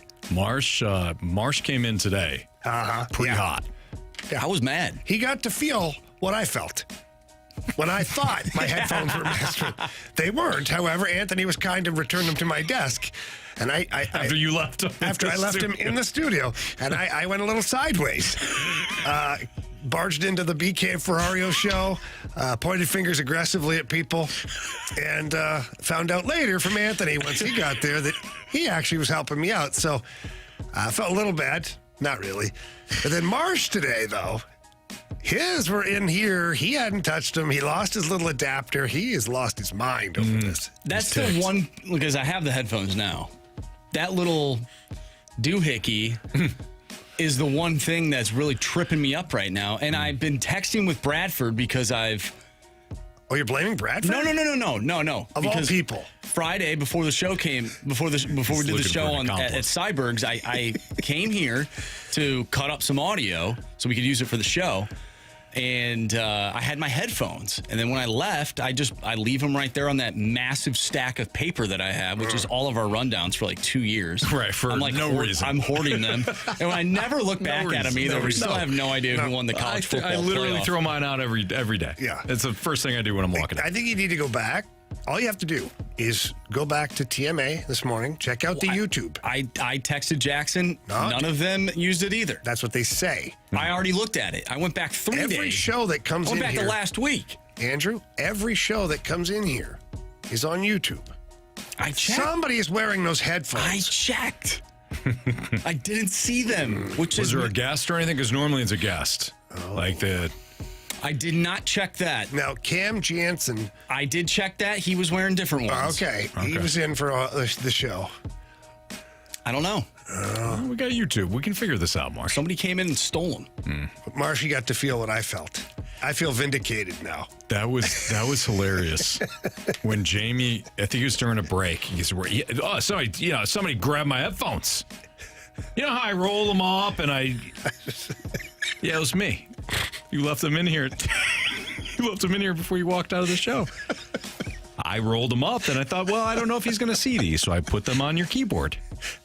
I think I actually came in during B came for our show. I think I kicked the door in. That's awesome. All right, we're going to talk.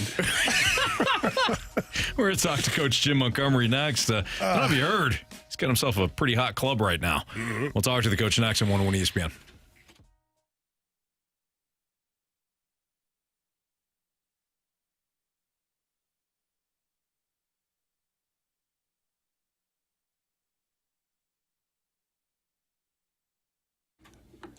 If you love sports betting like we do, please download the Circa Sports Illinois app. They've got the best odds in the business, and that's catered to somebody who likes to gamble.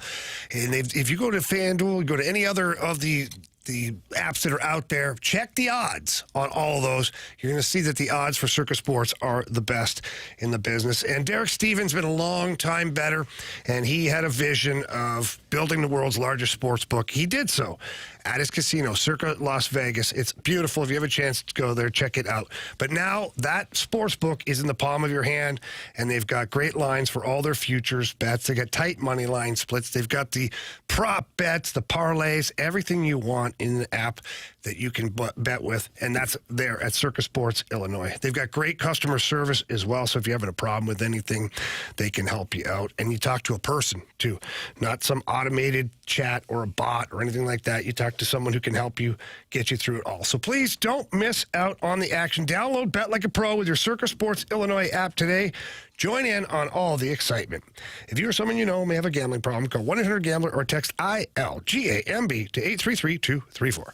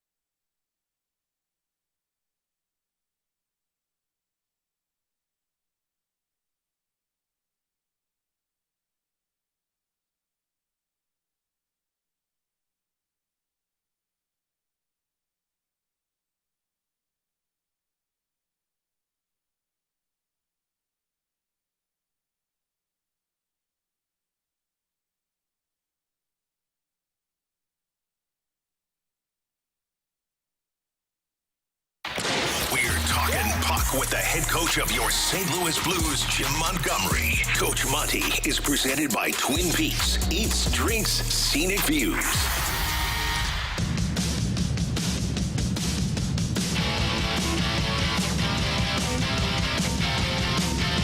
Fastlane on 101 ESPN 501. Your time check brought to you by Clarkson Jewelers, an officially licensed Rolex jeweler with former Blues defenseman Jamie Rivers. I'm Anthony Stalter, and let's head to the Collier and Thompson phone line where we're joined by our head coach, Jim Montgomery. Coach, how you doing today? I'm doing well, thank you. How are you, gentlemen? We're doing great. You guys are on fire, 6 games in a row. If you had to pinpoint one thing, Coach, to your success during this 6-game run, why is it? It's because of you joining our show weekly. Why it does is that? coincide with it. It really does. It is amazing. Join the show. So basically, it's us, right, Coach? So long. What took you guys so long to ask me? We just wanted to wait for the right moment, Coach. That's all. Yeah. And we got you now. Yeah. You waited until there was nowhere but up to go. Hey, Monty, couple things.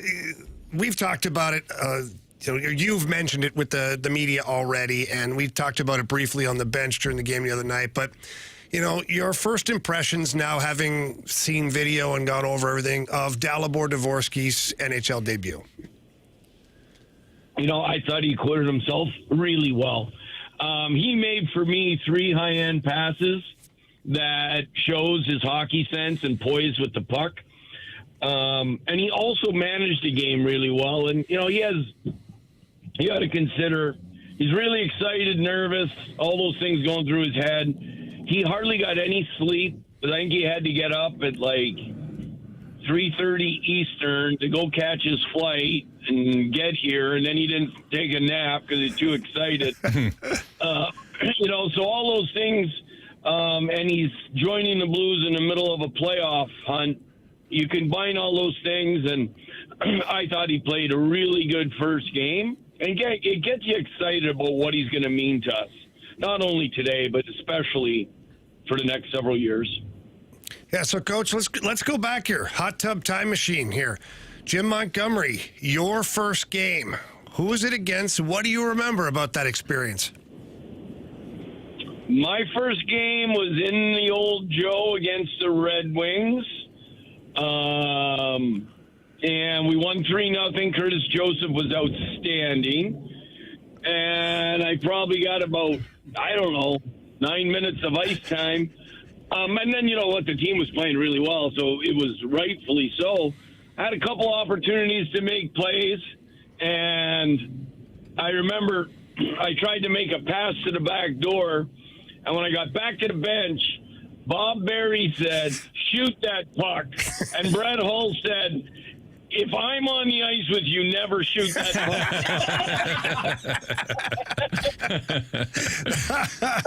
That is awesome. I love it. Coach, what speaking of which, how difficult was it earlier in your career to manage the different veteran personalities? Because you're not only trying to make it at that level, but you're also trying to figure out how to navigate a locker room with some absolute studs. Yeah, are you talking about my playing career right now? No, you're playing. Yeah. Your playing career. Because we have some absolute studs right now. When you're a teammate, the great thing about being a Blue has always been about how Blues make people feel great, and they brag about the city and our fans. So it's a culture with, even back then when we had huge personalities. But those huge personalities were great people, and I'm talking about Hall, Shanahan, Cujo, Chaser, Basil McRae. I mean, we were loaded with fun people that loved to play hockey and loved the city. Monty just talked about culture and the way things were when you came into the league and the great guys that were here at the Blues. You got to like your culture right now that you've got that is growing every single game. I mean, I can't remember, honestly, the last time I saw a Blues team that when one guy's in, all guys are in. So you cheap chop my teammate, I'm taking your head off. It's been a while. You've got to like seeing that stuff as a coach.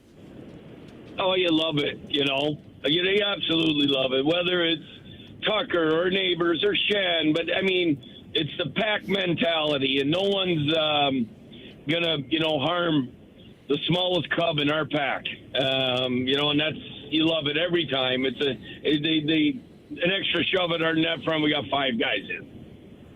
What did you your thoughts on Zach Bolduc's reaction? I know what my thoughts were, but I'm curious as a coach. You see a young player who's offensively gifted, not really an aggressive guy physically, but I mean in the moment doesn't hesitate one split second to defend his teammate. I loved it, and I thought he did it intelligently. He was disciplined the way he was disciplined. That's the league's decision. But for us as a team, we want that kind of response every time. Coach, what is one aspect of this winning streak, or if you want to go beyond this winning streak, that maybe we as fans don't see, but one underrated thing that has clicked for you guys, that's working, that you can attribute to some of the success that you guys are having?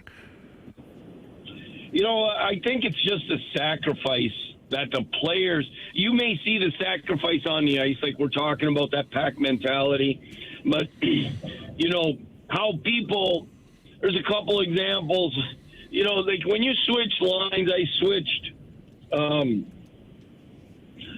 Thomas and Shen. Shen gets up as our captain. They're going over the boards. He's like, let's go get us one, And he's that line with Carey and Holloway have been great, but just sometimes we were flat against Chicago. We needed a spark, and it worked, And Thomas one time, could have gotten a hat trick, and I'm like trying to put Tom out there. He goes, I don't need to go get the hat trick. Play one of the younger guys. Those kind of reactions that we're getting. Not only a commitment on the ice, but a commitment for the players to understand about how important it is to be a team, is the things that are happening constantly. Dalibor Dvorsky walks in yesterday, and Jake Neighbors is showing him around. Anything you need, just ask me. Making someone feel comfortable like that right away. That's the kind of things that we're seeing. That's a culture of, no one is bigger than the group, and being able to be generous, not only with your play, but with your time. And Coach, that's one thing that you can tell somebody, but unless they do it, they make the decision to do it for themselves and their teammates. I mean, that's when it all comes together. I think of that like as a father, right? You try to tell the kid, hey, be kind, do this, that.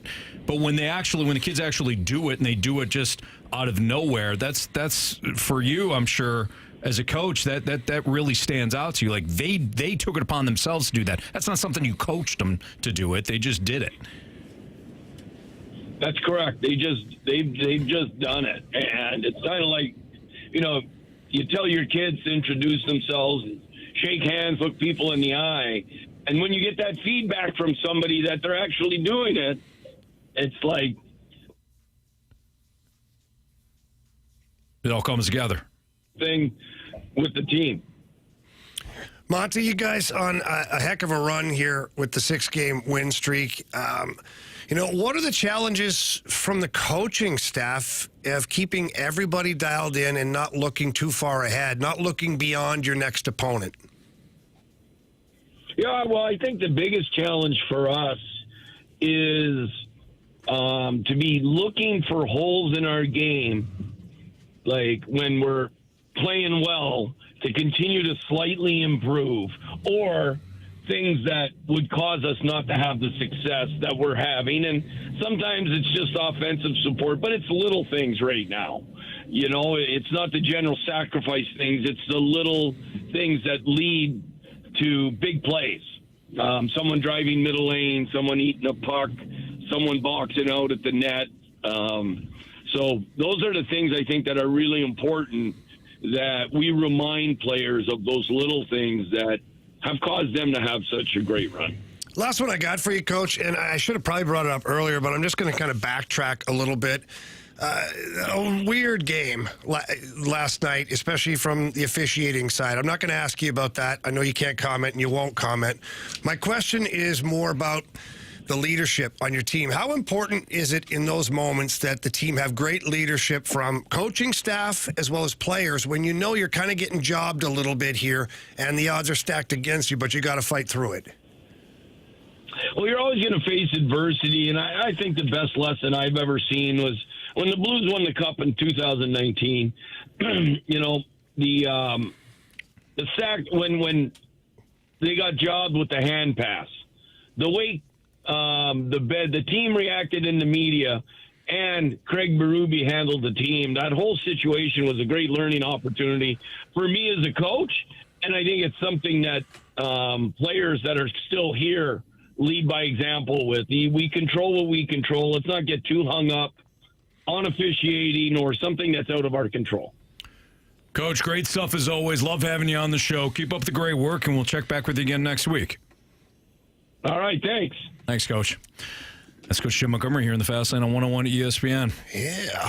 I love that story that he had about, young guy comes in. Oh, it's awesome. And how unsurprised are you that Jake Neighbors' name pops up? Like Jake Neighbors, for as young as he is, continues to be a leader. He'll have a letter on his jersey at some natural point. leader. Yep. He's a heck of a player, and he's great in the locker room, and that's what it's all about. Yeah. And you see Suter last night, too. By the way, funniest thing, I don't know if you're watching the game last night. Yeah. You may, but Dalibor Dvorsky was 113 days old when Ryan Suter played his first NHL game. So you talk about a gap there, but then Suter's on the ice with Dvorsky for his first shift ever. It's a face-off the offensive zone. Matthew Joseph kind of says something to Dvorsky, and then he kind of turns and looks at Suter, and Suter kind of reinforces what's going on and tells you, that's what it's all about, man. It's one vision. That's what it's all about. One vision. It's not, this rook's got to learn. That stuff can come at some point, but you're right. And it's funny you say that because right now it's the feel of like whoever's wearing the jersey, we're one. Mm-hmm. They're not an outsider. They're not better or worse. They're just like, it's us. And you're seeing that with the goaltending as well. Yeah. Very interesting to see the goaltending, the way they're handling it right now, the tandem. They're not really sticking to a certain pattern anymore, and the goalies are not viewing it as backup, starter, me against this guy, that guy against this guy. No, they're viewing it as we're a team. Yep. Our goaltending tandem will take us to the playoffs. And so you've got two goalies that are working together to win hockey games, and you got all your players that are working together. That's great. And that's what the Blues did in 2019 with Jake Allen and Jordan Binnington. Yep. Like, Jake Allen was the starter heading into that season. Oh, yeah. Like, he didn't have to be that type of guy towards the end of the year, but he did because it was bigger than him. Yep. It was about the team. Yep. And they ended up winning the Cup. And he always gave that scout team look. Yeah. During each game, or lead up to each game, to make sure that his team was prepared, and his selflessness got himself a ring for that, and a fan favorite forever here. All right, it's Fast on 101 ESPN. We're going to do the mic drops. We asked for your mic drops earlier in the show about the Cardinals roster and whether or not you have any issues with the roster, the 25-man roster, or what your thoughts were. You delivered. We've got some mic drops from you, and we'll play those next on 101 ESPN.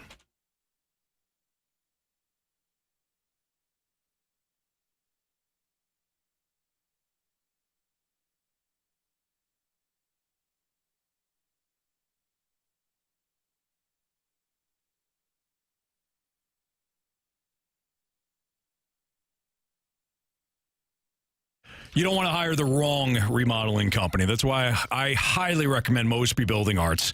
Mosby, first and foremost, when you have them out to your home, and whether you're doing a remodel or maybe you got an issue, that's what we had in our household. We had an issue with the doors that led out to our patio. It was causing water damage in the basement. And when it comes to, replacing doors, you're also talking about floors, ripping up the floors, ripping up some patio steps that actually were causing some of the big problems with the leak. It's a big project. Mosby was honest with their pricing. They're honest with what was going on. They described exactly what was happening. They've got trustworthy construction team that was early pretty much every day. They cleaned up after themselves. They constantly told us, "Hey, this is what's going on. This is where we're at in the project." I felt, and my wife felt, Kristen felt that we always knew what was happening with Mosby. You won't get that with the wrong remodeler. You'll get the halfway job. They'll look to cut corners. They got hidden costs, and all of a sudden the project becomes costing way more than you thought initially. If you're working to do like a remodel with your bathroom or your kitchen, sometimes the remodels, the companies will send out a designer that doesn't take what you actually are telling them that you want into account. They'll just say, hey, yeah, no, this is great. We'll do this. It doesn't fit your home. Again, go with the right remodeling company. That's Mosby, 314-909-1800. You also visit callmosby.com to schedule your free consultation today, and you can see the difference for yourself. Tell them Stalter sent you. It's Mosby Building Arts, the right remodeling company.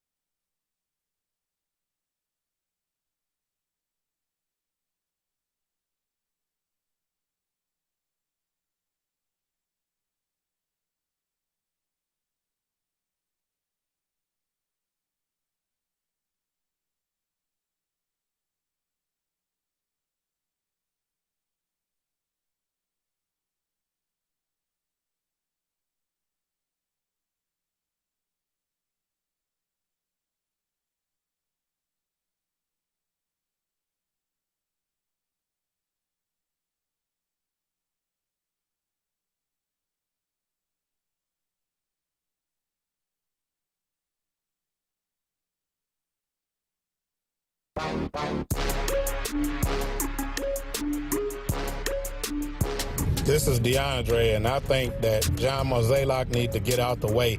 The only reason why he's hanging around is so Ollie can keep his job. He needs to just go and take Ollie with him. All right. That was DeAndre. You heard him. The Cardinals' 25-man roster. What are your thoughts? We gave you ours. We asked for your mic drops. Your Scott Lee Heating Company mic drops for the Dobbs Tire and Auto Center's 101 ESPN app.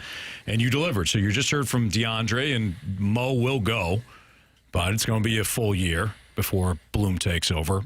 Many of us have questioned whether or not that was the right thing to do, the smart thing to do, but it is what it is at this point. Let's hear from Ed next. Guys, I think Jamie really nailed it with what he had to say about what the roster issues and how the Cardinals kind of did everything. Yeah, I can understand why you'd want McGreevy up. It's really weird with the whole center field position, but I think the stance the Cardinals have put themselves back in, like they do every year, is they can't decide if they want to try to win games this year or if they want to let their young guys play. And you can tell by the roster. I mean, yeah, a little flexibility, but they're not ready to have just bad losing season, maybe. I mean, they're not ready to risk it for the so-called biscuit, as some say. So until they can, put some cojones out there and say, no, we're going to do what we say, then this is all just whatever for me. The Cardinals are whatever. They're just, bleh. I feel that. I'm with them. It's this half in, half out mentality. It's this, we're going to go young in some areas, but we can't really go young in other areas because of money or because we can't move Arenado, for example. How long are you going to use that one? Right. The Arenado problem. I mean, I don't blame them for that. The Astros were on his approved list. They traded him to the Astros. He said no. He's right. He's right to do so. He's got every right to say no. But I don't blame the Cardinals for not moving Arenado. They tried. But when it comes to not just saying, hey, you know what, Miles Michaelis, it's been a really good Cardinal, but we've got to clear an opening here for the young pitcher. That I don't get. But they don't want to waste the money. So like Ed said, they're kind of like, we're just going to tiptoe into this. We're not going to rip off the Band-Aid. We're not going to just go with the young guys. We're going to do a soft open. We're going to be open, but only for a couple hours. A couple hours and see how it goes. See how it goes. But in all fairness to Mo here, okay, Arenado nixed the trade. Now, why did he nix the trade? I don't know. Whatever reason, make up whatever. He just didn't want to do it. Didn't like Houston. So then, what can Mo do after that? He really can't do anything. He had a buyer. He had a buyer. He had a deal, and then the player said, "Nah, changed my mind." Mm-hmm. That's it. Okay. So there's nothing Mo can do about that. I don't blame him for that. Yep. Where I tend to point the finger a little bit on this roster is Matz, Michaelis, Fetty, like this group of players that they're not a part of your future, and they're only a part of your now because you have them under contract. Correct. You can't tell me, truthfully, you can't. I won't accept it, quite honestly, that you couldn't move all three of those guys. And I said, well, nobody's going to pick up the contract. You eat it. Mm-hmm. I'll trade you Michaelis. We'll cover everything but $5 million. Mm-hmm. I'll trade you Matz. I'll cover everything but $4 million. Right. You're lowered your payroll because you're gaining $9 million right there. It's caveman math. I get it, but that's $9 million more that you've taken away from your salary. And you've opened up spots. And those players you're bringing in aren't going to cost you that $9 million. They're on rookie deals. Right. So it's not costing you anything. Again, you're still saving. And you start to move the needle with your youth a little bit. Yeah. That to me, that's where I think they missed. And if we had Mo in the studio, I'd ask him why he didn't do something like that. And he might say, we tried. And teams only wanted us to retain like 80 or 90% of the contract. Yeah. And we weren't comfortable doing that. Then that's fine. That's a logical answer. But I can't imagine that happened. There's I shouldn't say this. I was going to say bum pitchers. I'm not going to say bum pitchers. Madison Bumgarner? No. There's lesser pitchers that got signed throughout the league for more money than what I'm talking about, than Michaelis and Matz. Right. So, and Fetty, for that matter. Fetty, why? Why is... You could have moved Fetty. Whatever. I don't even care if he stays. Michaelis and Matz are the ones that really needed to move on from. Your St. Louis Cardinals. We'll see how it goes. That should be the tag. Your 2025 St. Louis Cardinals. We'll see how it goes.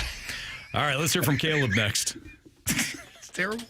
Just to add on to the manager's talk with Ollie, I feel bad for Ollie because he is in a bad spot. He is on the hot seat.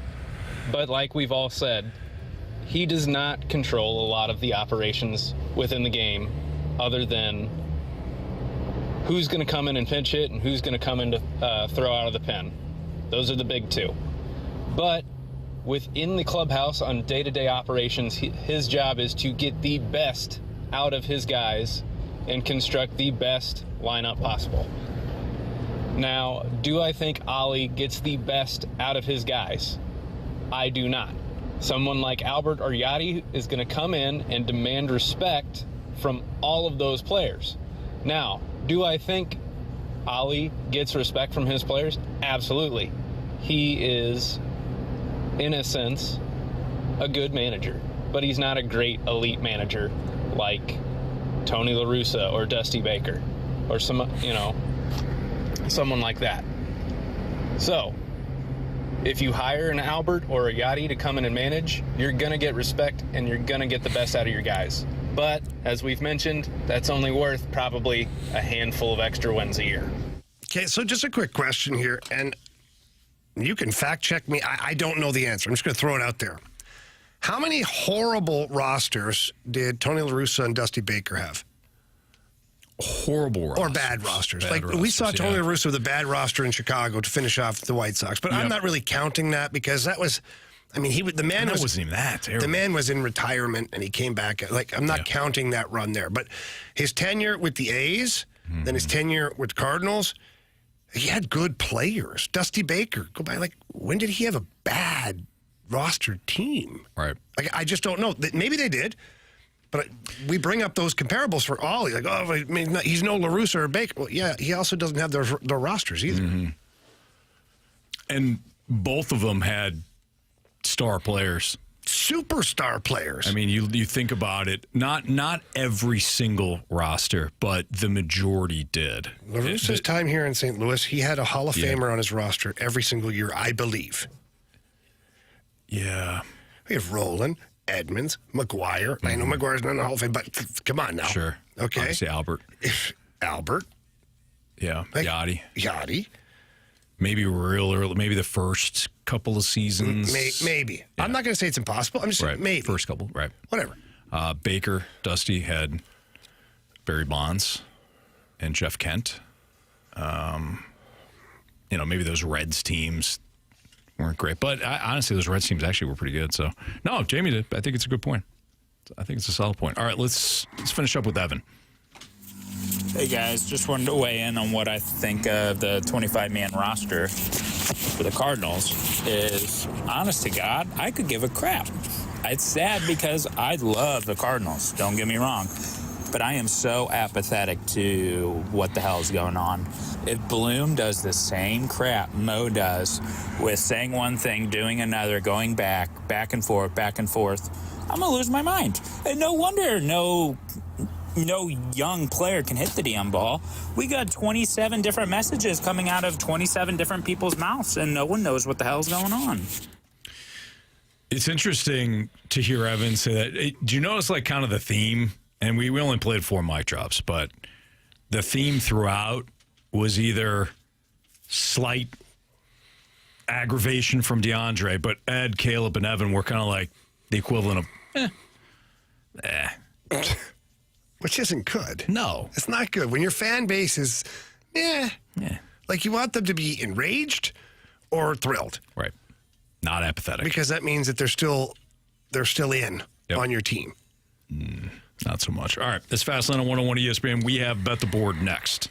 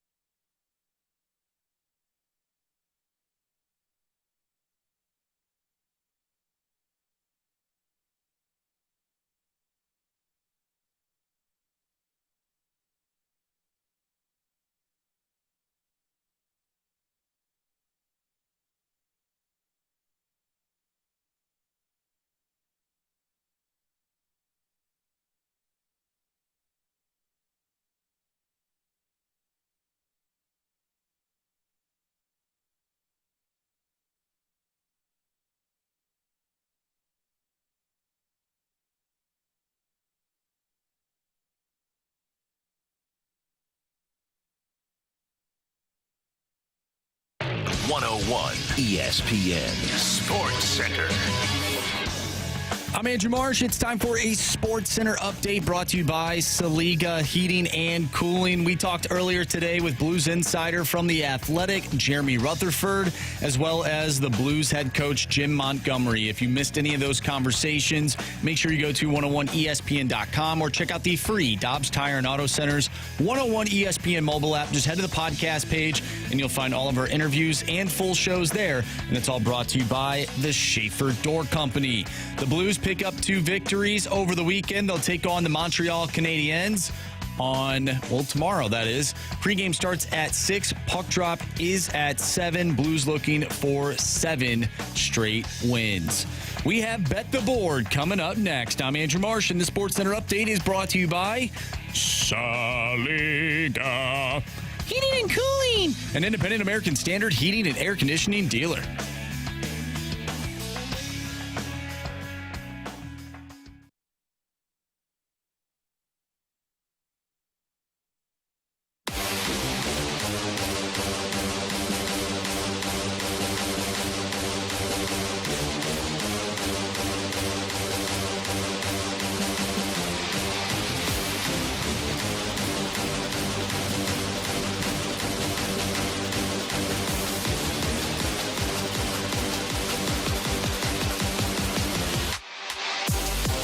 All right, let's bet the board here in the Fast Lane on 101 ESPN with Andrew Marsh, Jamie Rivers. I'm Anthony Stalter. Carey Davis is off this week as me and the kids went to Hawaii for spring break.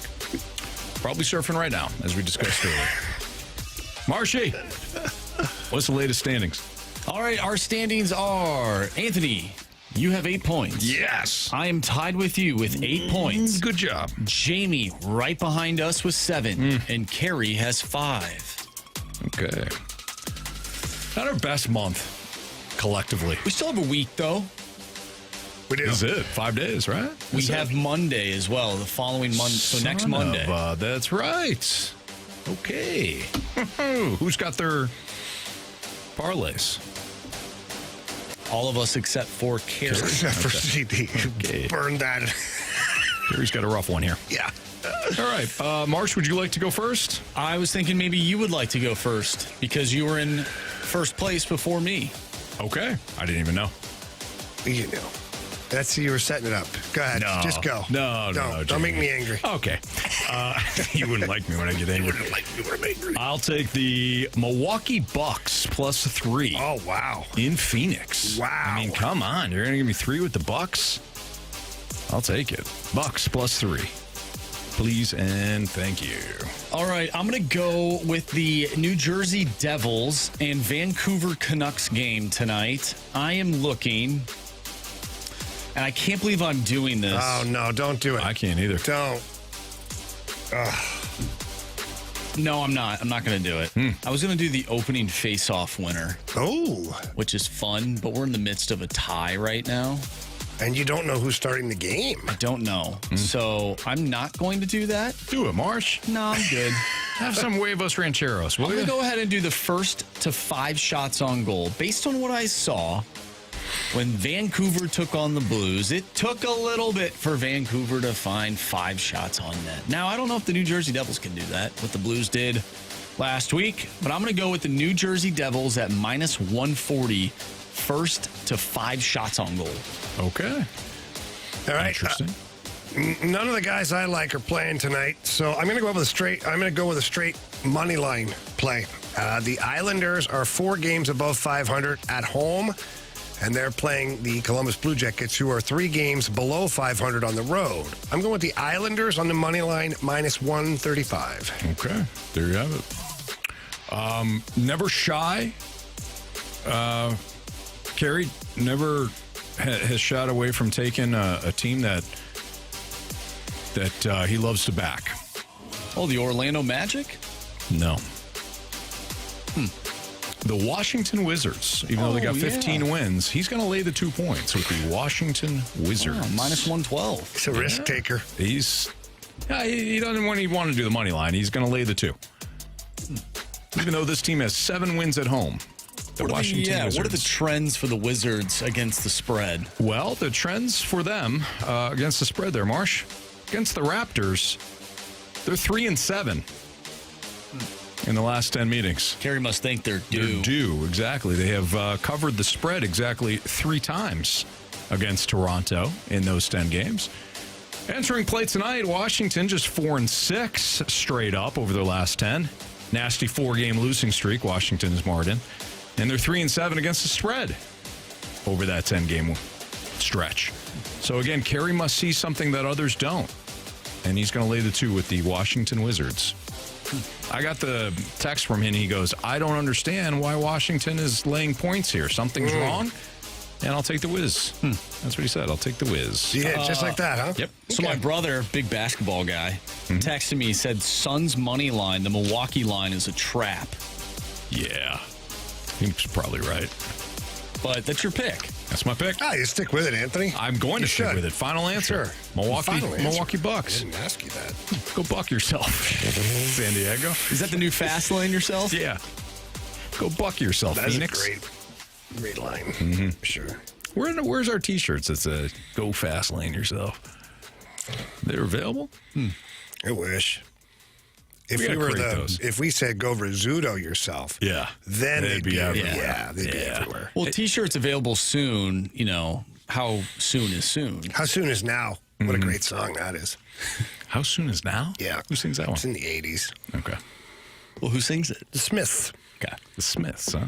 Yep. Did you guys see, speaking of our... It's a great song for establishments. Okay. All right. Is it better than Mr. Brighthouse? Gotta be. Mr. Brightchild.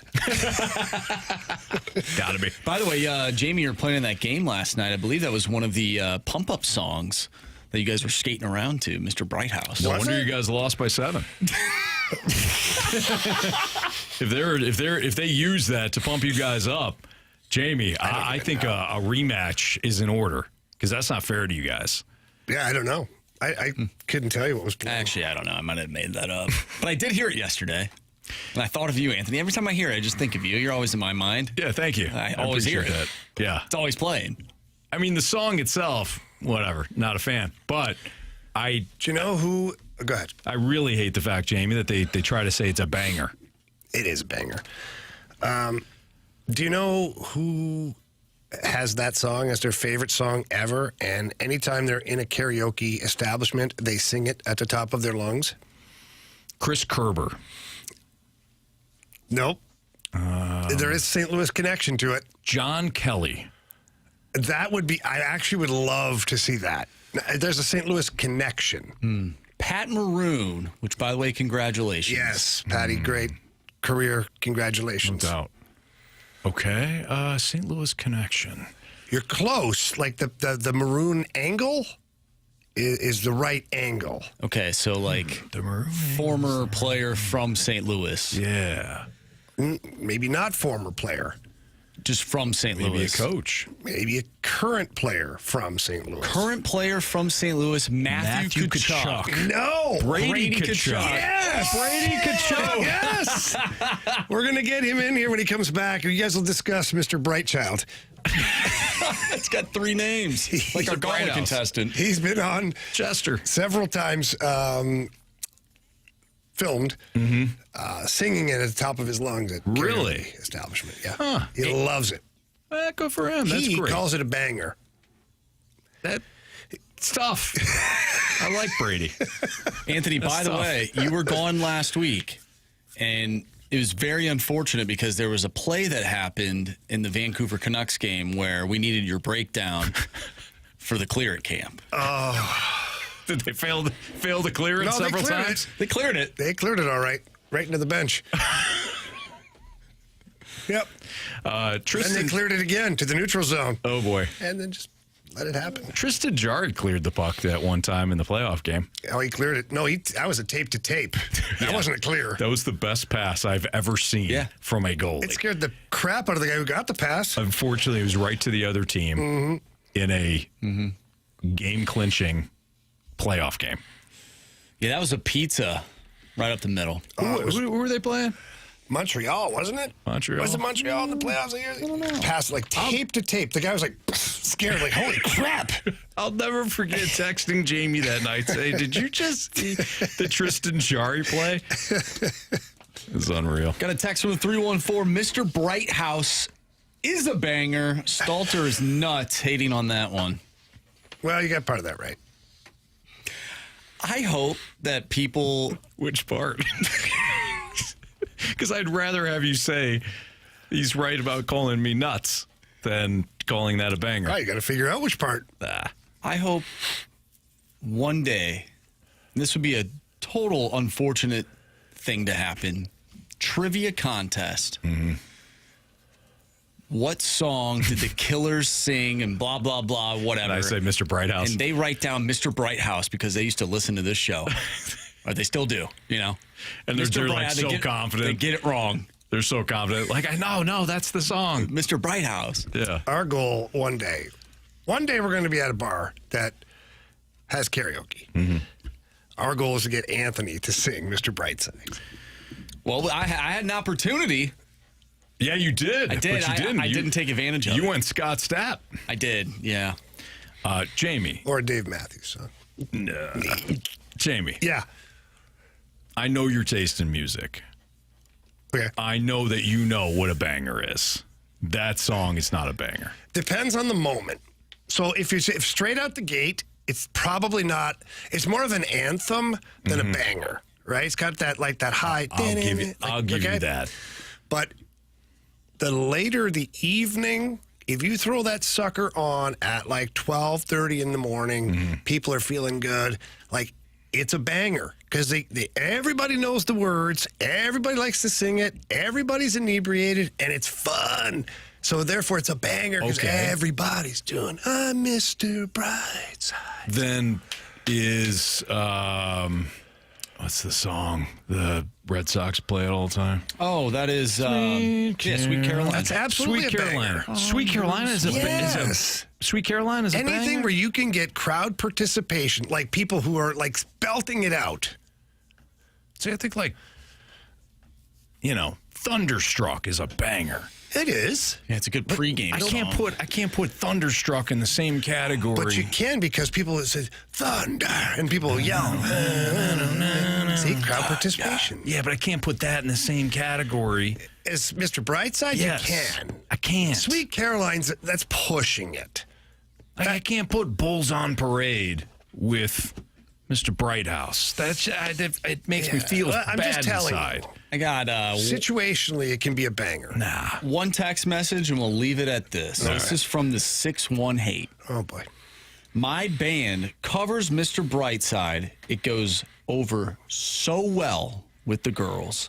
The bar we played at this weekend erupted. Banger. There it is. 618 says it's a banger, Anthony. It's a banger. And the 618 said the Blues are on a heater, too. He did. Last week. Somebody stole his phone, I think. Yeah, what happened? I don't think so. There's still a lot of text messages complaining about the Cardinals. So this one before that at 4:48 today said BK can stand out in the middle of 40. That's not I don't think he liked what he said. That's not nice at all. No. Come on. Let's be nice. All right. Moving on. Let's wrap up this show. Next on 101 ESPN.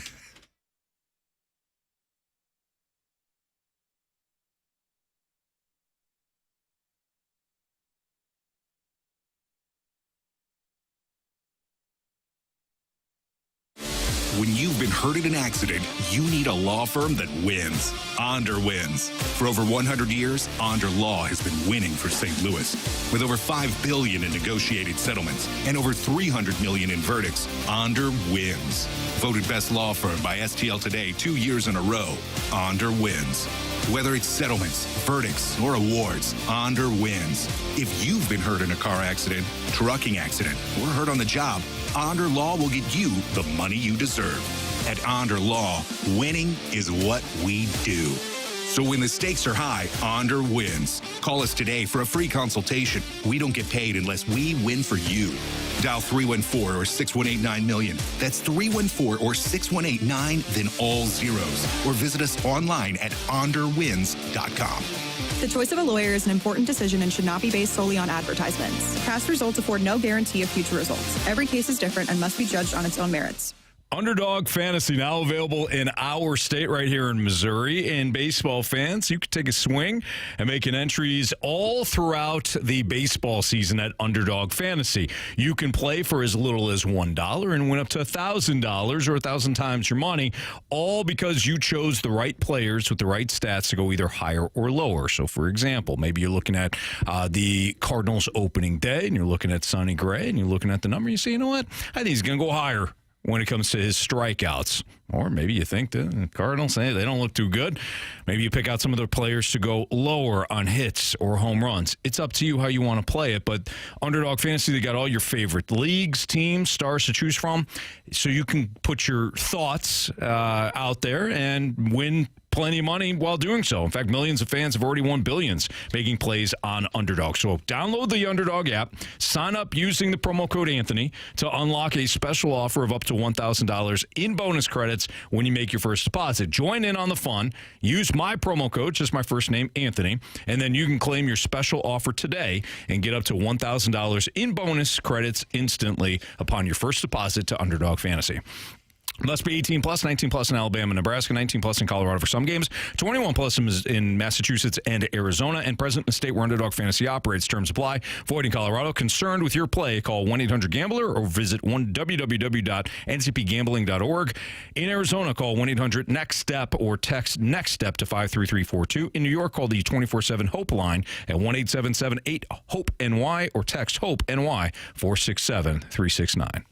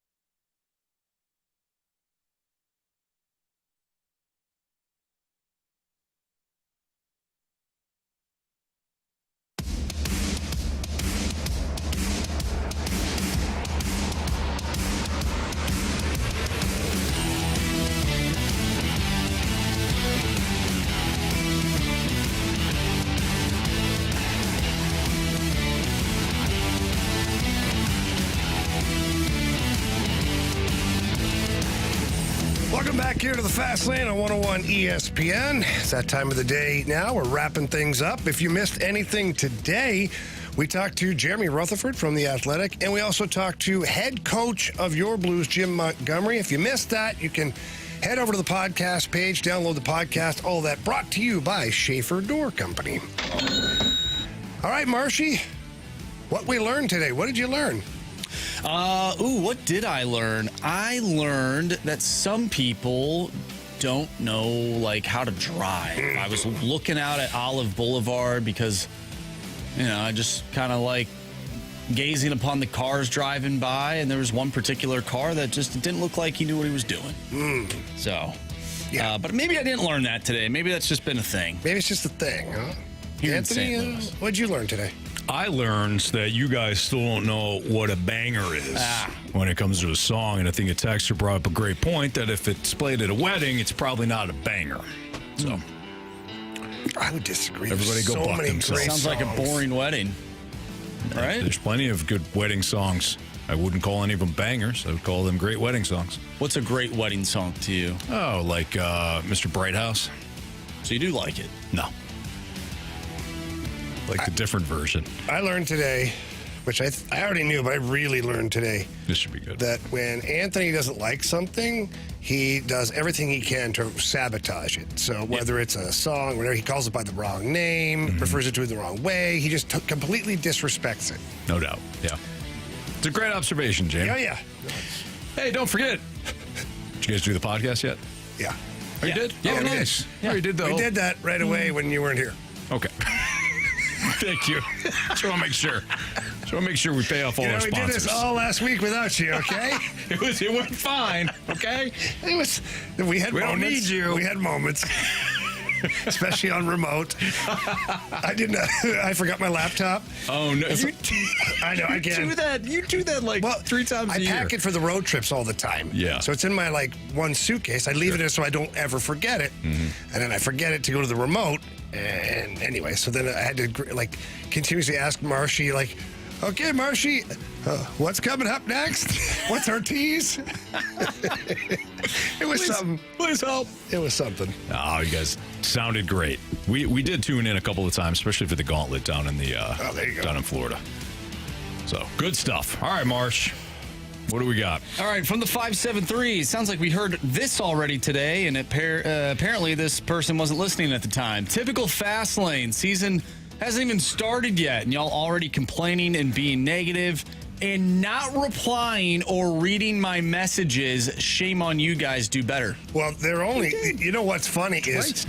Twice. No, what's funny is, we don't have any other messages that come through for the entire show. It's very easy for us to see all of your messages as they continuously keep bumping up the timeline. And, and when we're talking, it's very easy to read your message and respond to you while we're discussing things. So, you know what? We'll do better. We will do better. Yeah. In fairness, though, I did read that. Marsh did read it. You did. The very start of the show. This is the second time he's read it now. Yes. So, maybe you should do better. Your listening skills should. But thanks for listening. All right. Kind of listening.